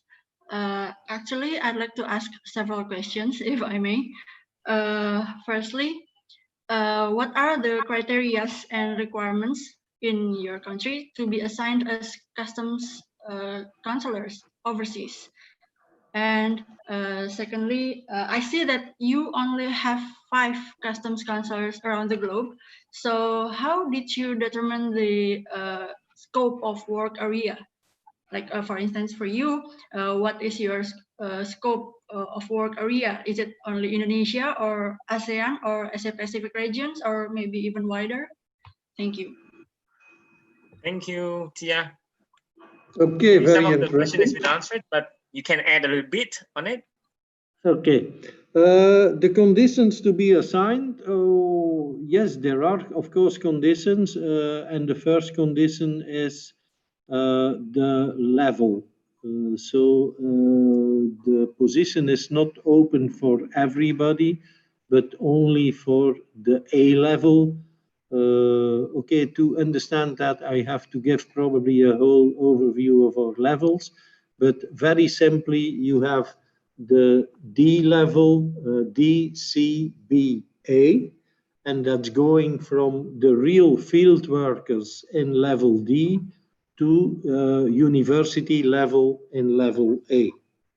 And in each level, you also have different ranks that you can do. So there is a certain condition that you have to be, if I put it on Indonesian, I should say maybe you have to be deputy director, level of deputy director or something, to be or to have the possibility to take part in the selections. And then in the selections, you have a lot of questions about your customs knowledge, about the knowledge of the region, the political situation, the economical situation. You have to speak English, of course. Yeah, that's a little bit the biggest part, I think. And about the area, my colleagues are only for their country for the moment. That means Russia is only Russia, India is India, Brazil is Brazil, China is also Hong Kong and Macau, and me in Indonesia. Until now, it's only Indonesia, but in a few weeks, months, probably they will also give me the responsibility for Malaysia, Singapore, Thailand, and Vietnam. So then for me, it will be much more a regional competence, but always with the, let's say, the main part will be Indonesia. Okay, I think it explains about what have been asked by Tia. So I'll get back to Pak Refli. Are you there, Pak Refli? If not, I will just read the questions. So basically, Pak Refli asked about the rank in Belgian customs, because you are using uniform. We just want to know a bit about the ranks in Belgian customs. I just try to explain. Let's say it's difficult to explain if you are not part of it, of course. But explained very simple, you can say you have people who have a school degree until the middle studies, 18 years. You have people with a degree of higher studies, but higher school, not university. And then you have the people who really have a degree of the university. And then you can say the people who have really a degree of the university, they can enter customs in level A. The people with the higher study, not university level, can enter in level B, and the studies, middle studies until 18 years, can enter in level C. And then in each level, you have about 3 different positions. The entry position, then the second position you can mostly reach automatically after 4, 5, or 6 years service, and the highest position that you have to pass an examination. And then you can pass an examination to go to the higher level. And then again, you have the first position, the second position, and the third position. And until maybe 10 years ago, it was based on the years you were working in customs. But since 10 years, we tried to select the best man on the best place. So it's really depending a little bit of your qualities, and then Director General and his commission can select you to perform a certain level, a certain rank, a certain degree. But if you really want to know more about that, I can send you an overview of it, but to explain everything in detail will take us a little bit too long. Very interesting. Thank you, Pak Edi. I think the brief explanation is more than enough to understand the global perspective in Belgian customs. Okay, there is a question from Pak Mulia. He sent private message to me because his microphone is not working. So he has a question. There are 4 languages in Belgium: English, Dutch, French, and German. Is it compulsory for custom officers to learn all of these languages? Oh, very good, Chief. But he was a little bit wrong in the sense there are not 4 languages, there are 3 languages. Yeah. It's only Dutch, French, and German. And German, yeah. We don't have English. But the English is mostly known by everybody, but that's not an official language of Belgium. So we have to work in the region of your language. You only need to know your own language. So if I am working in the Flemish region, I only need to speak Dutch. If I am working in the French Walloon region, I only need to speak French. If I am working in the German region, I only need to speak German. And theoretically, I can only work in that region. Nobody will ever oblige me to go and work in an office in the other language region. I can only work in my own language region. And then we have our headquarters in Brussels, or services in Brussels, and for that you are obliged to speak the 2 languages, Flemish, Dutch, and French. So, and then, like me, in my position, if you go international, of course, you have to speak English too. Okay, very clear. So maybe because we are now hitting to 4:50, we have one more question from Butiti and maybe one more brief question from Open, just to make it quick. Butiti from Yogyakarta. Are you still there? Can you show me yourself to express your curiosity? Hi. Hello. Hello. Okay. Hello, Mas Halim. Hello, everyone. Hello. Nice to meet you. Ready? Oh. Okay. Yes. Okay. Okay. You know, right now I'm here, the bonded zone in Jakarta. I live in Jakarta. As in my opinion, Jakarta is one of the most beautiful city in the world. But I know that Belgium is one of the most beautiful city in the world too. So I want to ask you about. Wait a minute.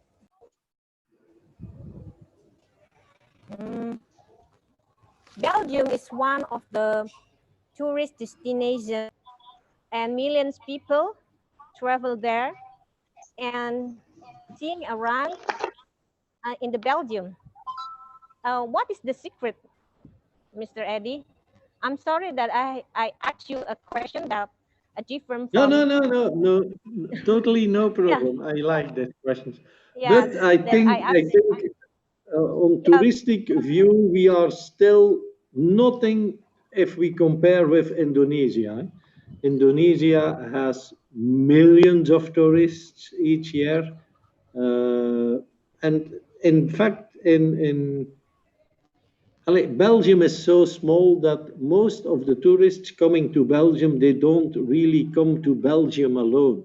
Mostly it's a combination of Belgium with a few other countries, France, Germany, the Netherlands, whatever.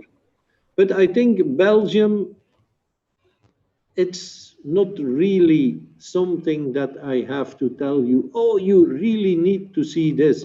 If I'm talking about Java, I can say you need to see Borobudur or Prambanan or whatever temple, because that's very nice. We don't have that in Belgium. We have a lot of things you like to see, but not the really world famous. So in fact, you go much more for the international and the local atmosphere. It's a very open society. It's the climate is very well. It's depending when you go, but most people are going in the summer.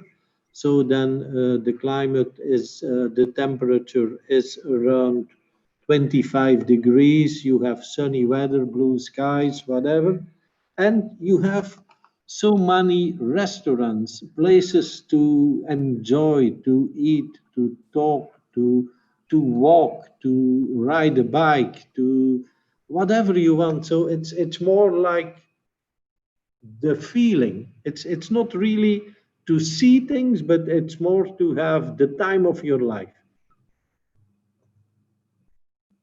Very interesting. Can you get it, Mbak Titi? You want to ask some more? Yeah. No, thank you. I just wondering why everybody wants to go to Belgium. Okay. Yeah. Maybe because the Belgium baguette And and Belgium chocolate.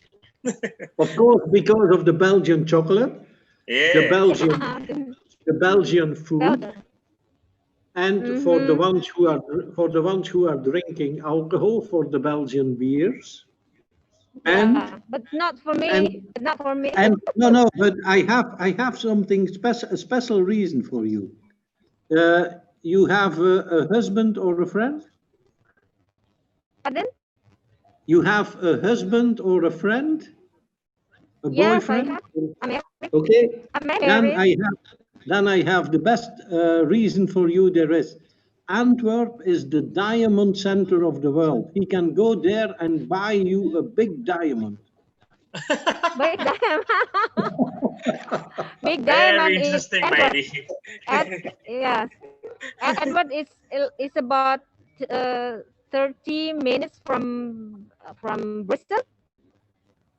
Yes, 30 minutes that's from Bristol. also an advantage of Belgium if you compare it to Indonesia. Everything is very close. So if you drive more than from one corner of the country to the other corner of the country, it's 300 kilometers. So you can reach everything very easily. And from Brussels to Antwerp, I think that's about 40 minutes by car, 30 to 40 minutes by car.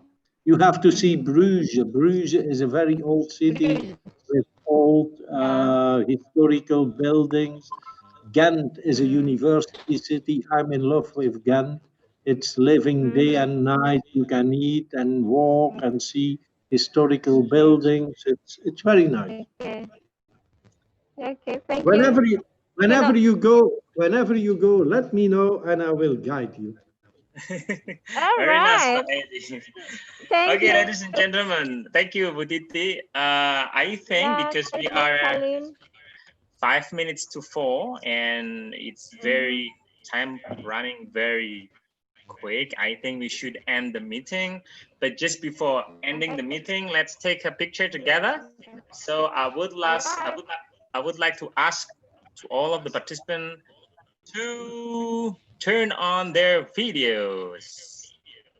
And I will ask Didit's favor to take a picture. I see only you and myself. Oh my God. Really?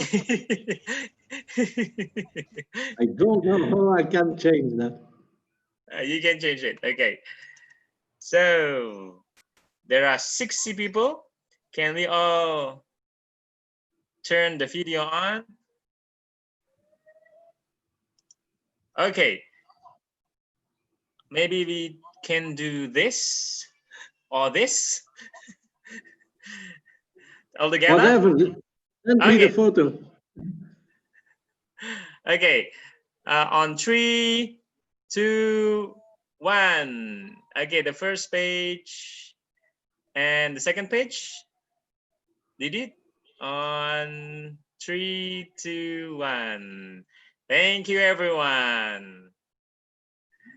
Okay. Thank you, Mr. Eddie. I think we really enjoyed the discussions proven by almost 3 hours. And it makes you very thirsty. I saw you drinking.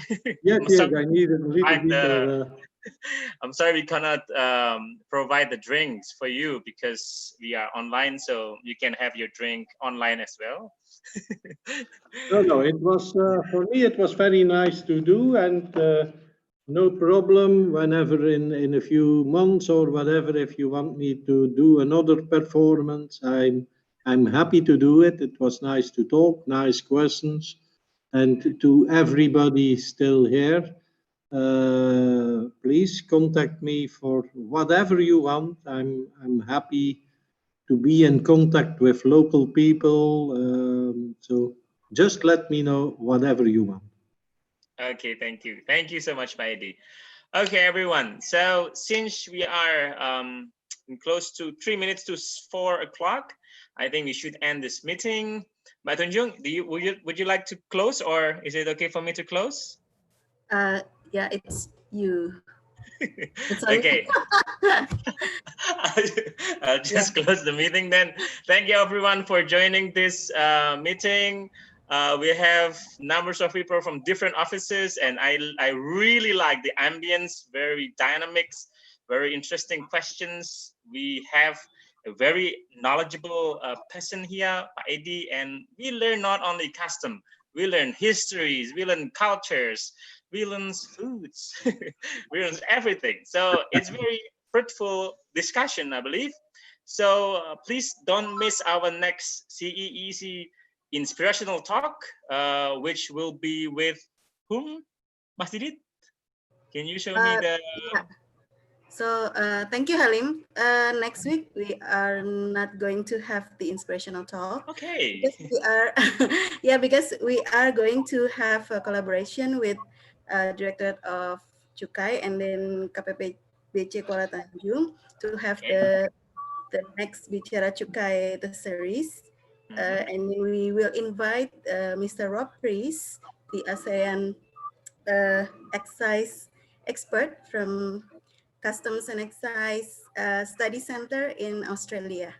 Okay. So excellent. It should be another fruitful meeting for the next week. Yes.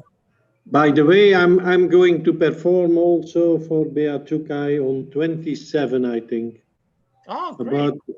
About Belgian customs organization and customs procedures, a little bit less, or a little bit more, sorry, a little bit more official. But I suppose everybody can join too. I think it's Definitely, we will join. I think it's 27. Oh, okay. Okay, thank you for your invitation. Okay, thank you. So thank you again. Our greatest gratitude for Pak Edi, especially for Bu Ririn from International Affairs. And I also see Bu Leni, Pak Alfian Chaniago, Pak Agung Setiono, and everyone from across Indonesia. So we'll see you next time in next sessions of Inspirational Talks. I hope you stay well, stay fit, and keep being productive during this COVID. So thank you, good afternoon, and bye-bye. Assalamualaikum warahmatullahi wabarakatuh. Thank you. Bye-bye. Thank you. Thank you, Eddie. Thank you, everyone. Bye-bye. Thank See you, you next. Buleni. Thank you, Eddie. Hi, Tete.